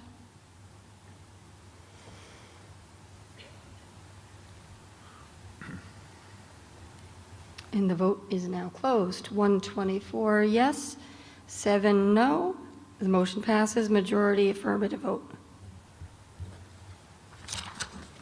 Article 12. Madam Moderator, I move the town vote to transfer from available funds in the Treasury the sum of $784,209 to the Operating Stabilization Fund. Thank you. You may speak to it. Yes, per the policy of the Select Board, all free cash amounts in excess of $500,000, once the town's fiscal year's budget is balanced and related fiscal matters covered, shall be transferred to the town's Operation Stabilization Fund, established by a vote of the town meeting on November 18, 2003, pursuant to Mass General Law, Chapter 40, Section 5B. This transfer will help improve future credit rating options. Our most recent credit rating from Standard & Poor's states that our rating could be raised if, quote, budgetary flexibility were to materially increase, including growth in reserve levels, along with making meaningful progress in mitigating its debt, OPEB, and pension liabilities. This article would help increase our reserve levels. The balance of the Operating Stabilization Fund as of July 1st, 2022 is $7,142,436. The June 8, 2021 Standard & Poor's Global Rating option can be read on the Financial Department's webpage and the town website. And as we look to the future where we may go out for borrowing, having a better credit rating obviously saves us money in times of increased interest rates. Thank you. Finance Committee? Committee voted to recommend. Thank you. Any further discussion? Seeing none, we shall come directly to a vote. The vote is now open. Press 1 for yes, 2 for no.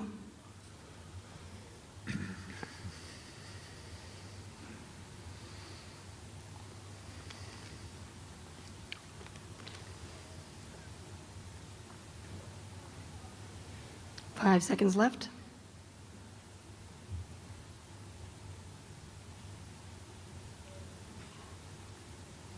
The vote is now closed. 114 yes, 5 no. The motion passes, majority affirmative vote. Article 13. Madam Moderator, I move the town vote to transfer from the Fire Truck Fund $60,000 for the refurbishment and equipment of the fire department vehicle known as Squad 4. Motion's been made and seconded. Squad 4 is a 2005 all-wheel drive vehicle that is used primarily for brush fires, towing, and rescues. It's a low-mileage vehicle with only 39,732 miles and 2,687 hours on the truck chassis as of September 2022. In August of 2022, the firefighting pump failed. Examination of the pump failure showed it was due to age, and the replacement of the pump would not be an easy or sound investment. However, the truck itself, minus the firefighting capabilities, is in very good condition and is a great candidate for refurbishment with modern components. The truck was already on the next capital improvement program cycle for full replacement in fiscal 2024, which was estimated at $150,000.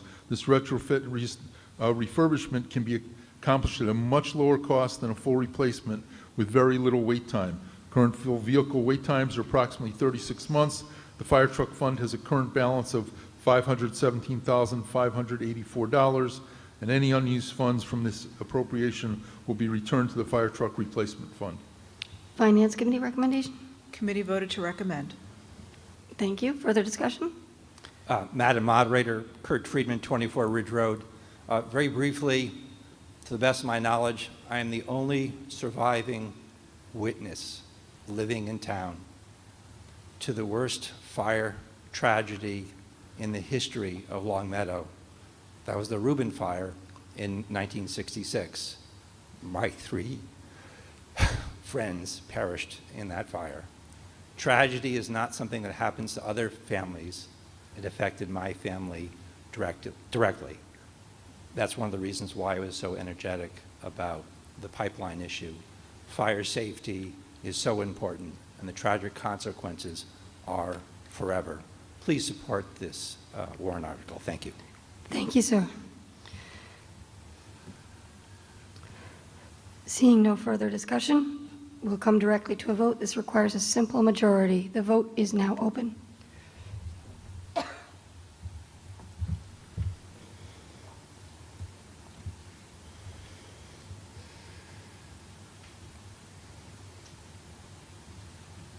Five seconds left.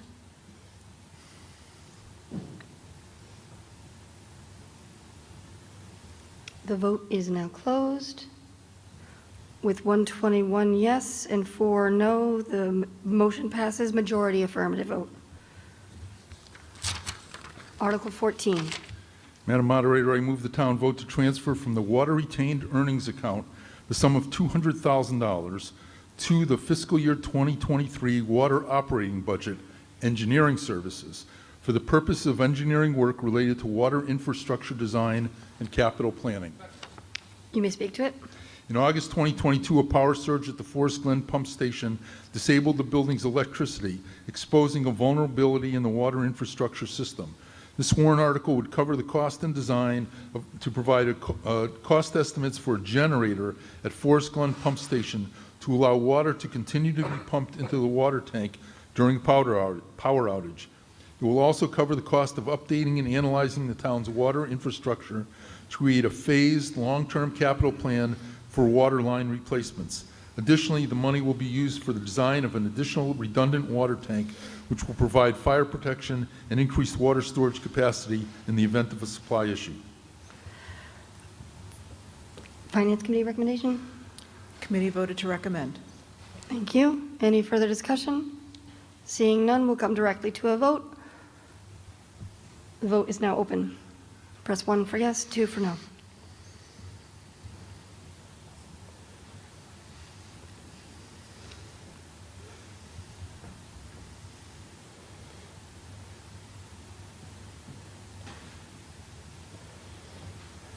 Five seconds left.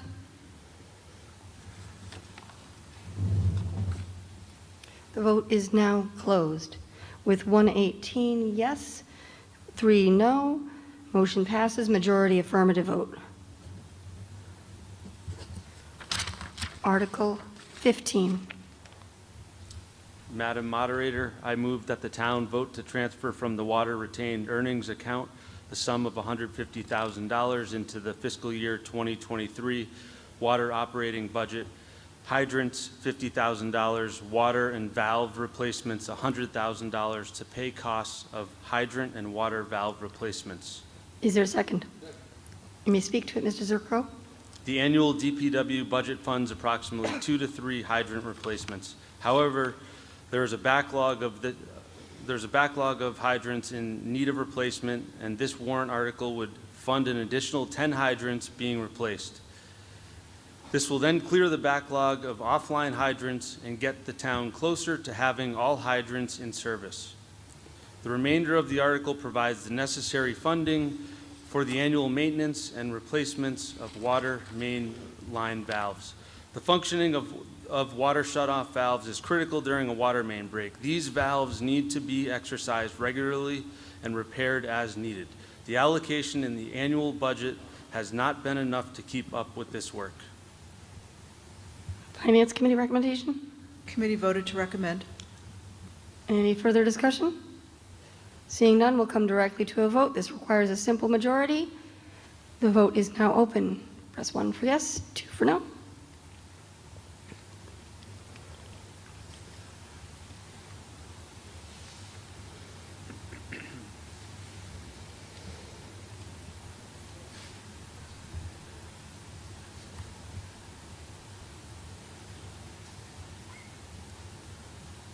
Five seconds.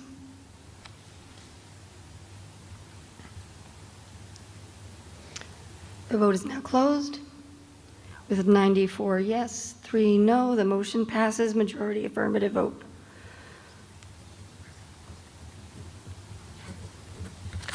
Article 16. Madam Moderator, I move that the town vote to transfer from the sewer retained earnings account the sum of $32,500 for the replacement of the pump and flow meter located at the Bay Path University pump station. You may speak to it. This article is to pay for the replacement of the town-owned pump and flow meter located at the Bay Path University pump station. The seals on the pump are failing and the entire pump is in need of replacement. The original flow meter pump and pump seals were installed in 2007. The seals have been rebuilt numerous times in the last 15 years and is no longer cost-effective to continue to rebuild the pump. The Bay Path pump station is a municipal pump station built in 2007. The pump is on a regular maintenance schedule. This summer, a leak was detected in the pump seals. Rebuilding these pumps is no longer cost-effective. This project would have appeared in the fiscal 2024 capital program had the seals not been found leaking unexpectedly. Replacing these pumps is vital to continuing the functioning of the municipal pump station and to prevent a sanitary sewer overflow. Finance Committee recommendation? Committee voted to recommend. Any further discussion? Seeing none, we'll come directly to a vote. The vote is now open.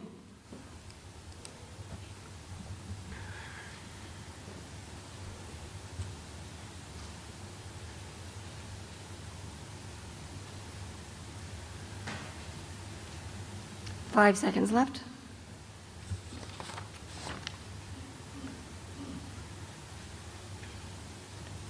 The vote is now closed.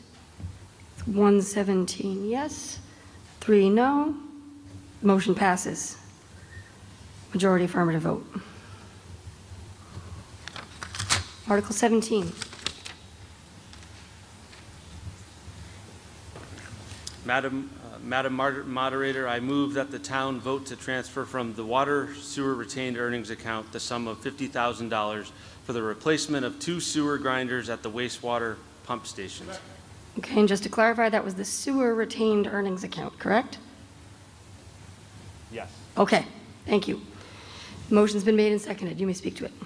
This article is to pay for the replacement of 2 channel grinders at the Emerson Road wastewater pump station. The channel grinders prevent solids from entering the wet well and causing damage to the pumps.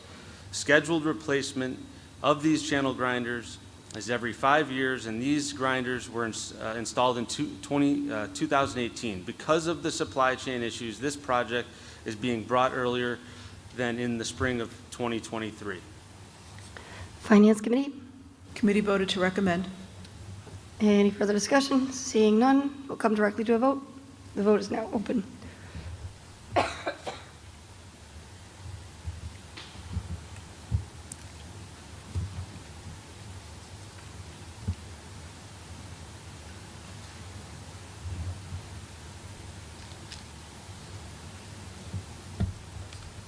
5 seconds left.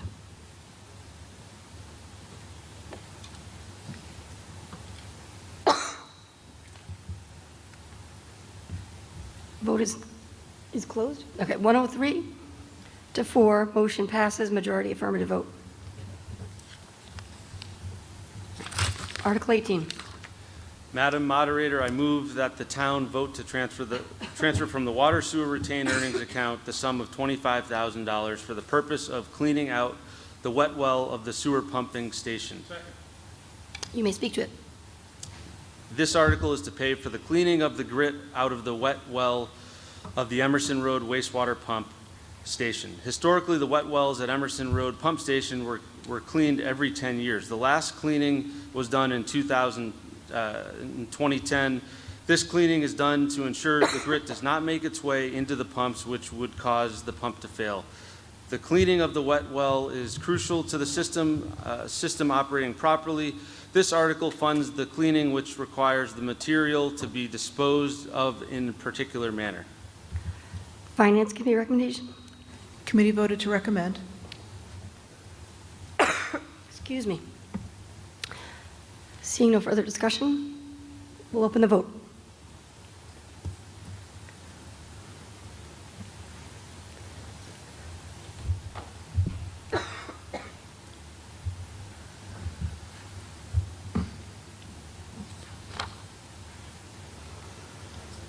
Five seconds.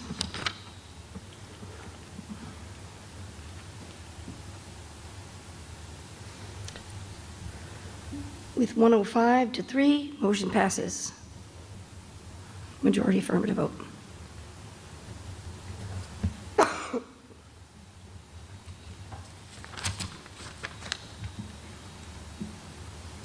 $19.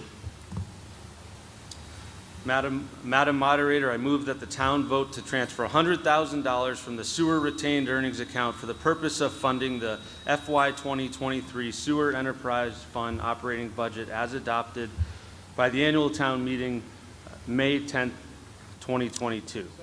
You may speak to it. The Select Board, acting as Water and Sewer Commissioners, voted on September 19th, 2022 to change the sewer user charge billing structure from a rate of $2.75 per cubic foot with a fiscal year cutoff of 222 units to a rate of $3.26 per cubic foot with a 55-unit cutoff in the first and second quarterly bills of the fiscal year. Sewer users will not retroactively be charged the new rate. However, the revised cutoff will be retroactive and approximately $100,000 in credits loss revenue will be incurred. Utilization of the $100,000 from the sewer retained earnings will assure a balanced sewer budget is in place, thus satisfying the Department of Revenue's oversight in the tax rate setting process. Finance Committee? The committee voted 3 to 2 not to recommend this article. As noted previously with regard to Article 2, the Finance Committee watches the town's expenses and revenues carefully in order to forestall the possibility of the fiscal cliff sometime in the near future. It was the committee's belief that the town should not forego $100,000 in revenue when every dollar does matter in preparation of the town's annual budget. In addition, the committee further understands that the $100,000 credit will not benefit all sewer users equally, and therefore the committee voted to not recommend this article for that reason. Thank you. Yes. Mark Gold, Avondale Road. I'm speaking in favor of this because I want to address the issues. The $100,000 is actually going to benefit all users equally because the way the Select Board did this, and I'm not going to get into the weeds as they say, but we, as the explanation says, we set a sewer rate of $3.26. But when we actually calculated what it needed to be for the rest of the year, because we didn't set the rate till after the fiscal year started, we would have had to set a rate of $3.58 or $3.59. So we've chosen to give every sewer and water user in town a break by charging only $3.26 because the money exists in our sewer operating stabilization fund. Unlike our general fund or our general reserve fund, This is a stabilization fund, an operating fund. This can only be used for sewer. It can't be used for anything else. If the town turns this down, the select board will need to raise the sewer rates for the balance of the year. And because we just sent out the second quarter bill, it's likely the third and fourth quarter bills will be even higher because we're going to try to make up that $100,000. So it's to our collective benefit. The money is in the sewer retained earnings fund. The money can only be used for sewer, and it benefits everybody by having lowered their sewer rates. So I apologize to the Finance Committee because people like me weren't there to explain this when it came before them, but the issue is it really is to everybody's benefit to do this. It's saving us all money. We've got the money. It can be used for nothing else, and the retained earnings fund is already above our target. So I ask you to vote for this article. Thank you. Yes? Kurt Friedman, 24 Ridge. Just very simply, the town and the Board of Selectmen have looked at our water and sewer maintenance very carefully. We have our enterprise funds that are established for both water and sewer, and there's been a very considered effort for many years to address the infrastructure of our systems, and I see that paying off. If you compare and contrast the rates that Long Meadow is charging, although these rates continue to go up year by year, other communities in our area and across the state are actually charging magnitudes more than Long Meadow for both water and sewer. So we should appreciate the hard work that our elected officials are doing. Thank you. Thank you. Any further discussion? Seeing none, we'll come directly to a vote. Vote is now open.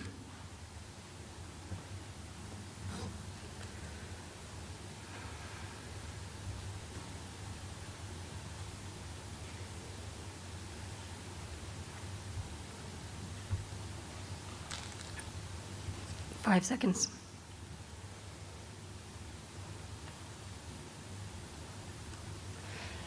The vote is now closed. With 100 to 14, the motion passes. Majority affirmative vote. 20. Madam Moderator, I move that the town vote to adopt the outdoor water use bylaw as written in the warrant. Is there a second? Second. You may speak to it. A different version of this article was on the annual town meeting warrant in May of 2022. At that meeting, no action was taken on that warrant article. Taking no action allowed staff more time to review and revise the bylaw action.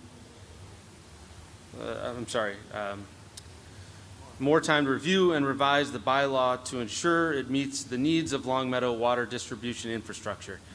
The bylaw in front of you tonight no longer has any irrigation system registration requirements, inspection requirements, or mention of backflow prevention devices. The proposed bylaw does not regulate outdoor water use during times of normal seasonal precipitation. This bylaw is necessary to ensure the town's water distribution system can keep up with the demand and maintain adequate supply for public drinking water and emergency needs during high consumption times, traditionally the summer months when water use increases.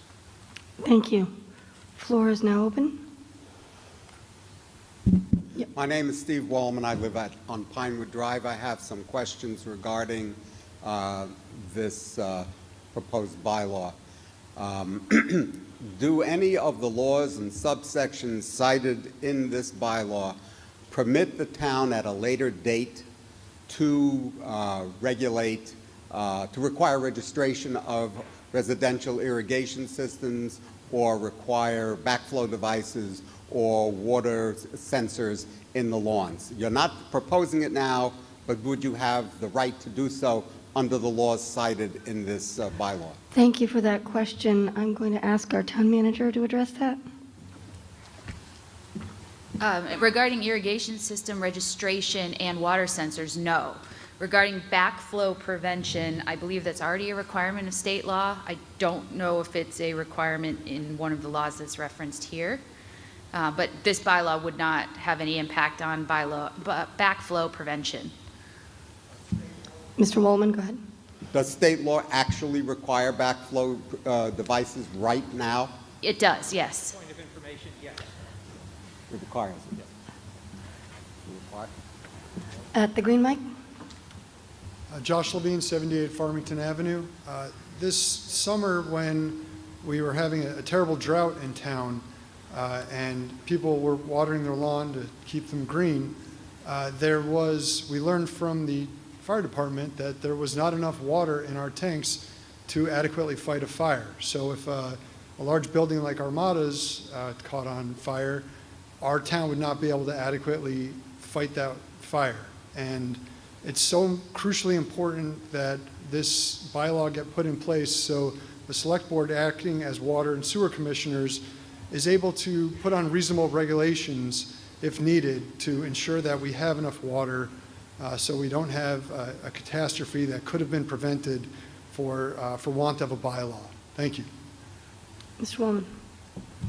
Regarding the backflow devices, does the town intend to require all residential irrigation systems have these backflow devices, or are the current residential irrigation systems grandfathered in? Town manager? There's no grandfathering. State law requires it. And when does the Ms. town Coleman? intend to implement forcing residents to put these in? I'm sorry, I missed that question. The question is, when does the town plan to start enforcing that? I believe the state law is somewhat silent on who actually enforces that. I'm looking over at DPW to see if they have any more information on that.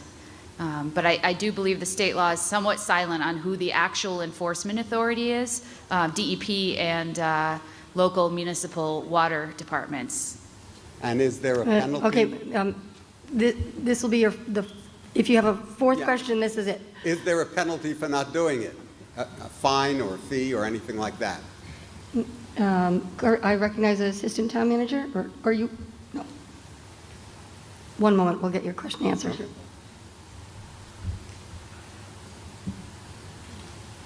Town manager. Thank you. Clarification, none of the bylaw prevention, backflow prevention is in this bylaw that's in front of you tonight. It was in the prior version from May 2022, but all of that has been removed. So it is no longer in this bylaw that you're voting on tonight. But that's Thank not you. what I'm asking. And sir, there's other people in line. We're going to get to. Point of information? Yep. Point of information, Sure. Madam Moderator? The state building and plumbing code states words to the effect that all landowners are required to keep their properties and all mechanical systems in good and safe operating condition. This applies to homeowners, businesses, industries, everyone. It's the code. Thank you. Yes, sir. Tom Shea, 81 Green Meadow Drive. I agree that this is a drastic improvement from the warrant that was pulled in the spring and is needed. Sorry. However, I am making a motion to delete a provision in Section 5 of the warrant that is the first bullet point and reads, declaration of a state of drought declared by the State of Emergency and Environmental Affairs in consultation with the Massachusetts Drought Management Task Force. So I wish to delete that fourth bullet point. The fourth bullet point. Thank you. That May I- motion, Section 5. Motions to amend need to be in writing. This was given to me in writing previously. I have that motion before me. May I Is there a second? The motion has been made and seconded. You may speak to the motion to amend, Mr. Shea. Thank you. Long Meadow does not have a water resource problem. We are fortunate to be supplied by the Springfield Water and Sewer Commission and its Cobble Mountain Reservoir, which was at a normal condition throughout the summer till now. This summer, Long Meadow had an issue regarding storage levels in the water tower, which historically happens every 4 years or so. The first 3 bullet points in Section 5 give the Select Board the appropriate power to declare a state of water supply conservation and enact directives to address, number one, the water tower issues for fire protection, 2, inadequate sources of water from Springfield, and 3, equipment problems in Springfield and Longmeadow.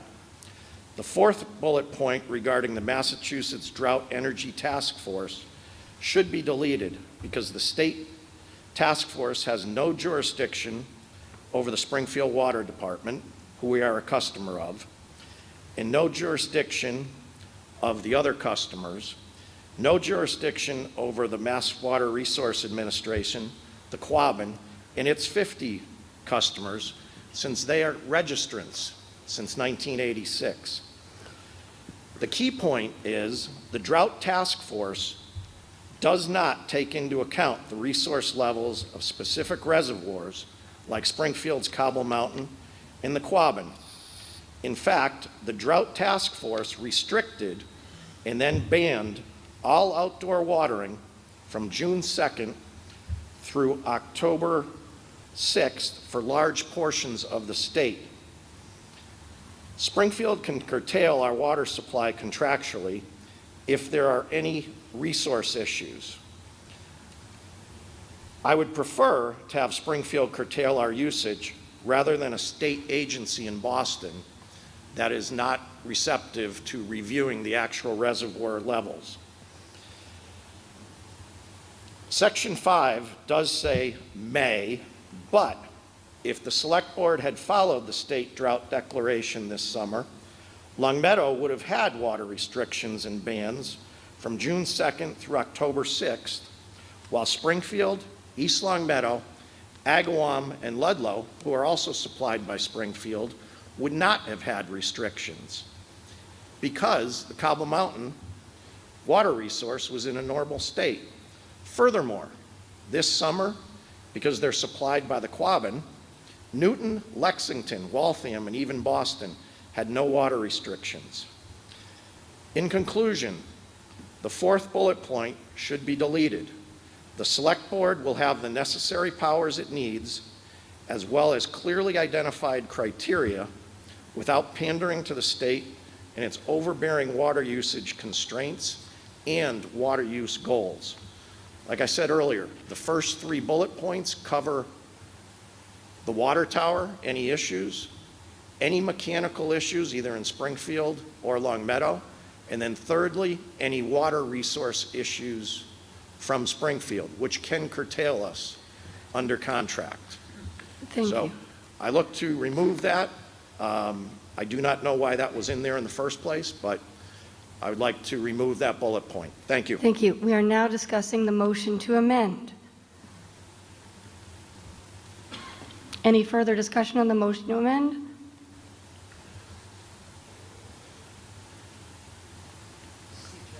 Oh. Steve Chandler, 60 Duxbury. If these are the things, including but not limited to, that they can use to consider, even taking the bullet point out, they would still be able to use that to consider, correct? Town manager? Or actually, Josh, Mr. Levine, do you know the answer? That's correct. Thank you. Okay. Seeing no further discussion, we're going to vote on the amendment first, and then we will return back to the discussion of the main motion. So the vote is now open for the motion to amend.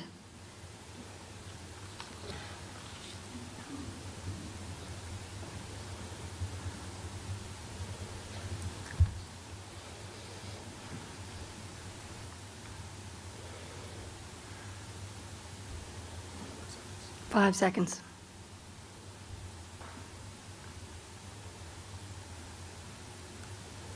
The vote is now closed. The motion to amend passes 72 to 42.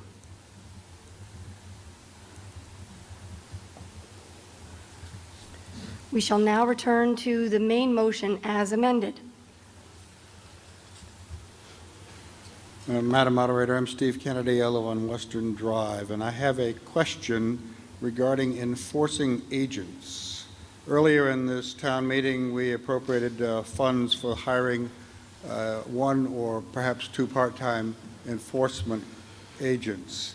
And we were told that the enforcing of existing bylaws are done basically on a complaint submitted to the town building commissioner basis. So the enforcement is not proactive but reactive. And as I read this now, the enforcing agents shall include public safety officers, the building inspector, code enforcement officer, and public health director, and members of the Department of Public Works. My question is, are they going to be proactive, or are we relying upon neighbor to squelch or squeal on neighbor, which is what I have an objection to? I have seen over the years living in this town non-enforcement of the code that one must clear one's sidewalk of snow within 24 hours.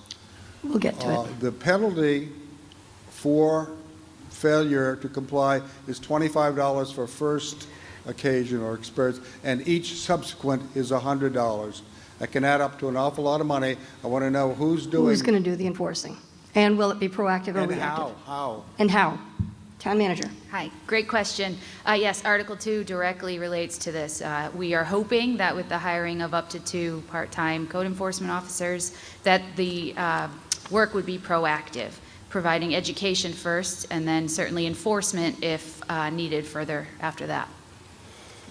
Second question, if I may. Sure. I just wonder if this is the best use of our public safety officers going around and ensuring that people aren't using their sprinklers on their lawns. Thank you. Is that a question?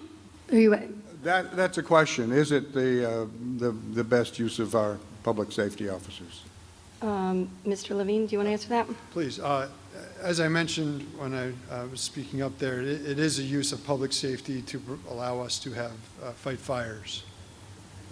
I'm sorry. As I mentioned before, it is a use of public safety because protecting public safety because it will allow the town to have adequate water supplies for fighting fires and also for drinking use. Thank you. All right. Further discussion. Roman Zhelesnikov, 307 Green Hill. The question would be, has there been an estimate of how much effort it would take for that proactive work? Like, of the Article 2, like what percentage of their time would be allocated to that? Because their salary and so on that's funded by residents would be allocated to enforce ourselves. Town manager? No, there has been no estimate. Do you have a follow-up question, or are you all set? But there is going to be some, with every street and 95% being residential, there would be some effort. So we're basically, in Article 2, whatever spending money there is, we're basically, as part of that is every year enforcing that. There is some material money to enforce ourselves to properly use those funds. I recognize Mr. Gould. Yeah, I think the better answer would be, with code enforcement officials, the intent would be, if we could get them, on a different schedule, if there were a water crisis and we put in a watering ban, and that's what this article is about, we would ask our code enforcement official to drive around Longmeadow looking for sprinklers that were going off and saying, as our town manager indicated, we try education first, but if they continue to do that, they would be fined. And that's very appropriate for a code enforcement official.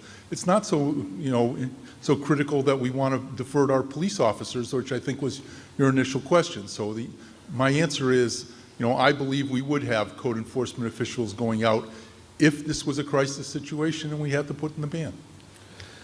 I guess my follow-up to that is, why do we not just trust our residents to do that? Why would we want to police them? Mr. Gould. For that? If anybody who's driven around town sees sprinkler systems going off in torrential rain, they saw, we just need to, like I said, this isn't intended to be punitive, but we're going to educate people, and then we're going to enforce our requirements if we need to do so. I guess that's the best I can. Okay. Are we ready to come to a vote? The vote is now open. This requires a simple majority.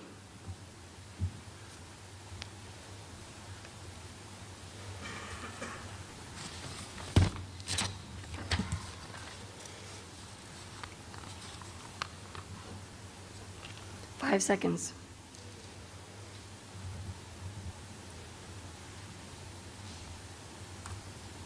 The vote is now closed.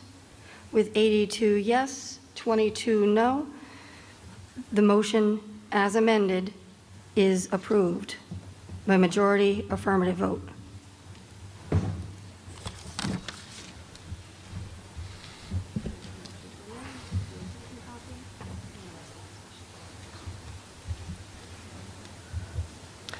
Article 21.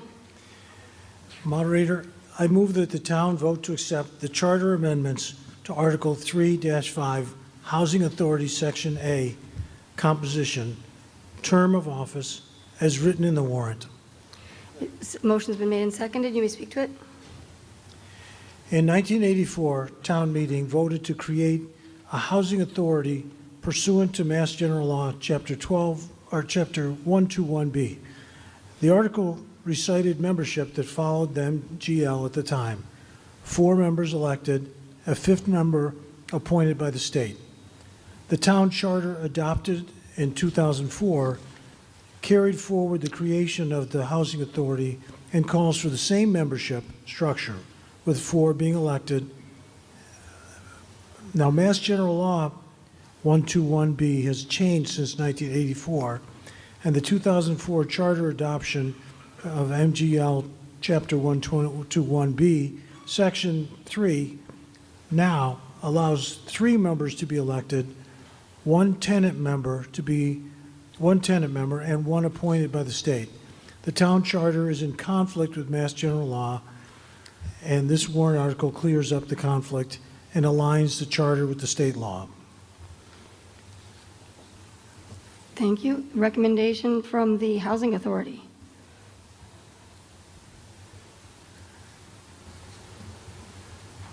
The Housing Authority recommends this article. Thank you. Any further discussion?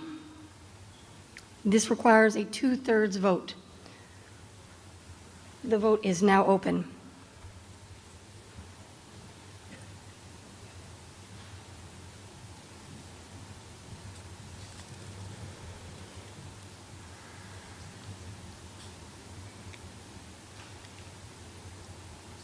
Five seconds left.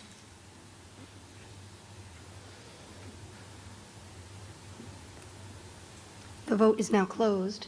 With 68 yes, 3 no, the motion passes with a 2/3 majority vote.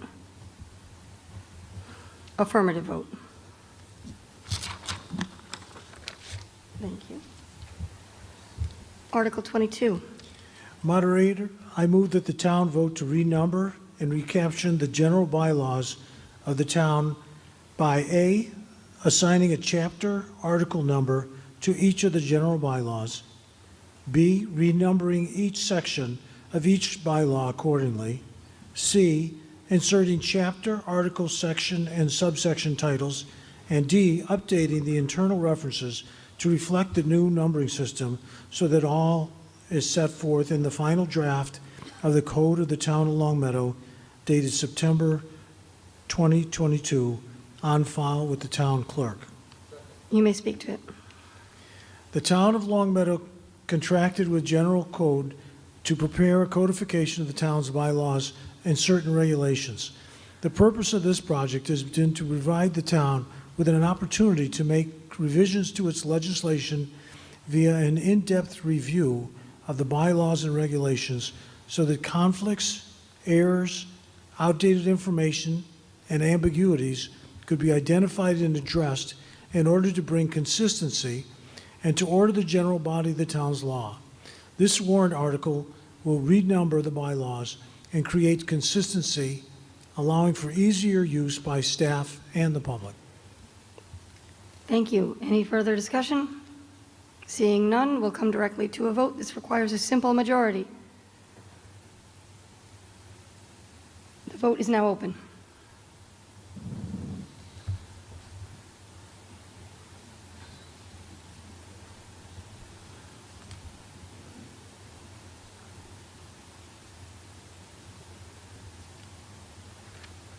Five seconds left.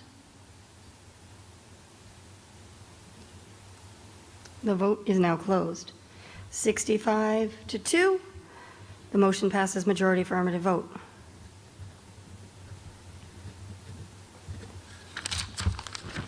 Article 23.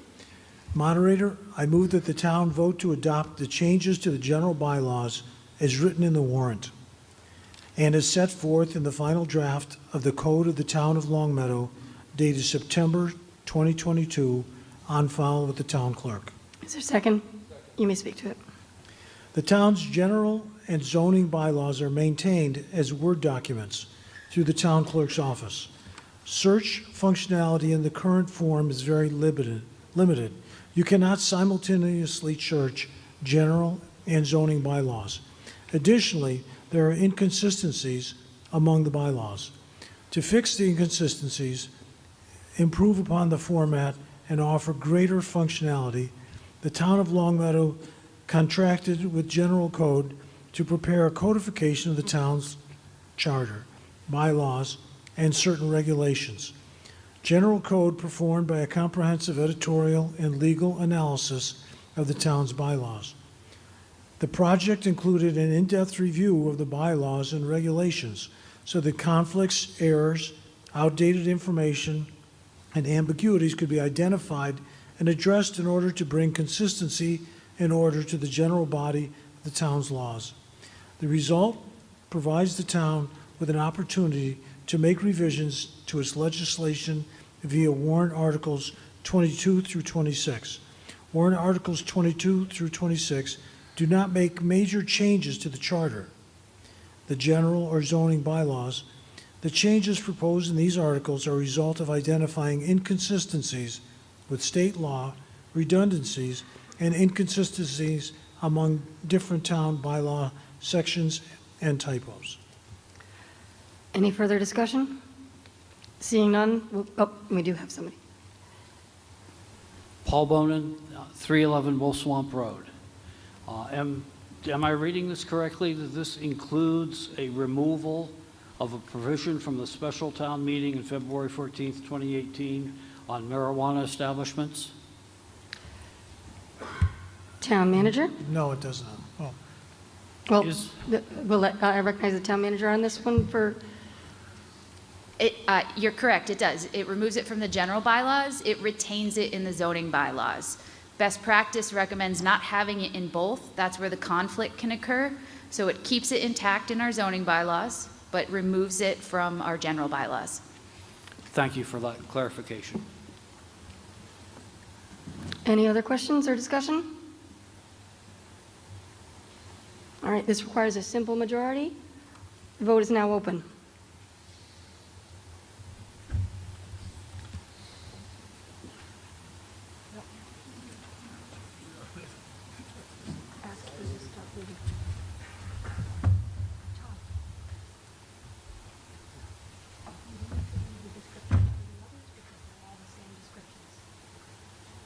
Seconds. 5 seconds left. The vote is now closed. 65 to 3. The motion passes majority affirmative vote.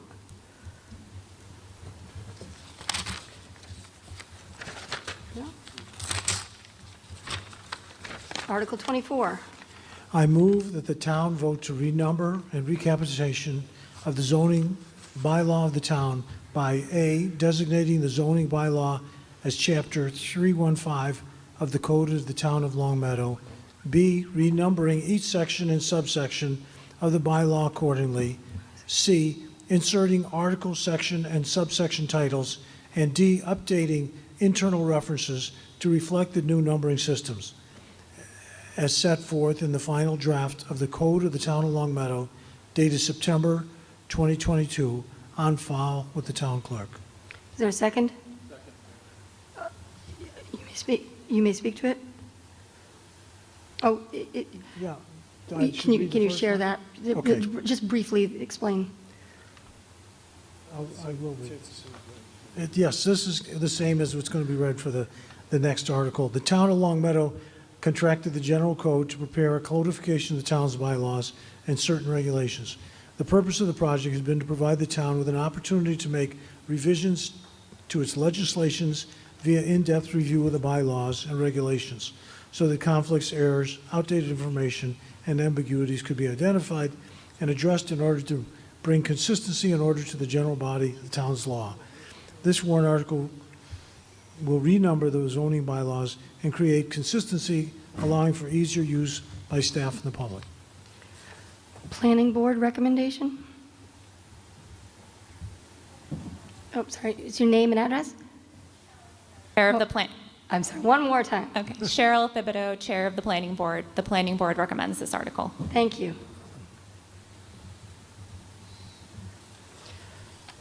Any further discussion? This requires a 2/3 vote. The vote is now open.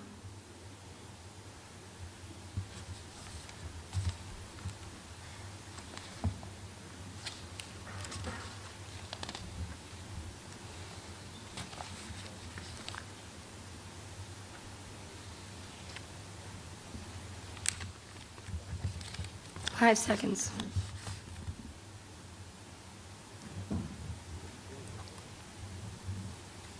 The vote is now closed. 61 to 2.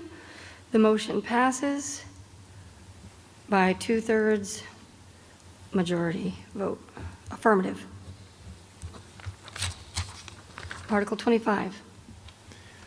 I move that the town vote to adopt the changes to the zoning bylaw as written in the warrant and as set forth in the final draft of the Code of the Town of Long Meadow dated September 2022 on file with the town clerk.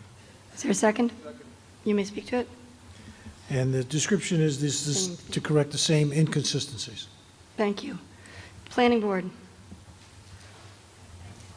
Oh, The Planning Board recommends this article.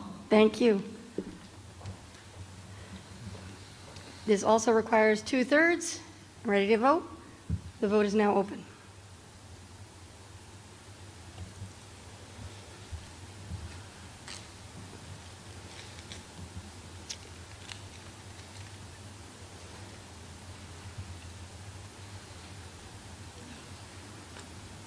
Five seconds.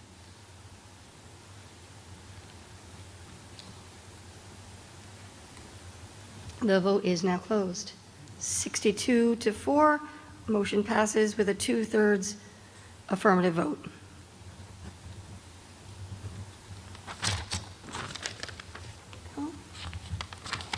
Article 26. Moderator, I move that the town vote to adopt the changes to the Home Rule Charter as written in the warrant and as set forth in the final draft of the Code of the Town of Long Meadow dated September 2022 on file with the town clerk. Motion has been made and seconded, and you may speak to it. Yes, and these changes are not, do not make any changes to the actual bylaws, but just clean them up, basically. Thank you. This requires a 2/3 vote. The vote is now open.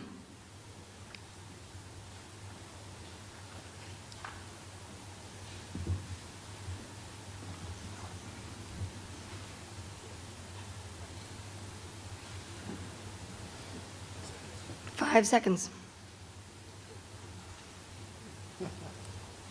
The vote is now closed with 65 to 1. The motion passes. 2/3 affirmative vote. Hold on a second.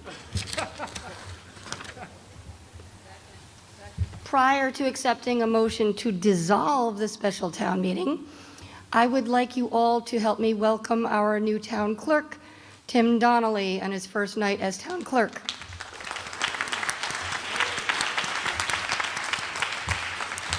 And now a motion to dissolve the special town meeting is in order. It's been moved. Is there a second? Yes, we still have to vote on this. Vote is now open. Or it's not open. Oh, please stay to vote so we can leave. We can always do a hand vote for this one at this point. Okay, vote is open. Let me just close it sooner. Do a 10-second close. The vote is now closed. 3 of you want to stay. 52 to 3. I declare the special town meeting of 2022 dissolved. Thank you very much.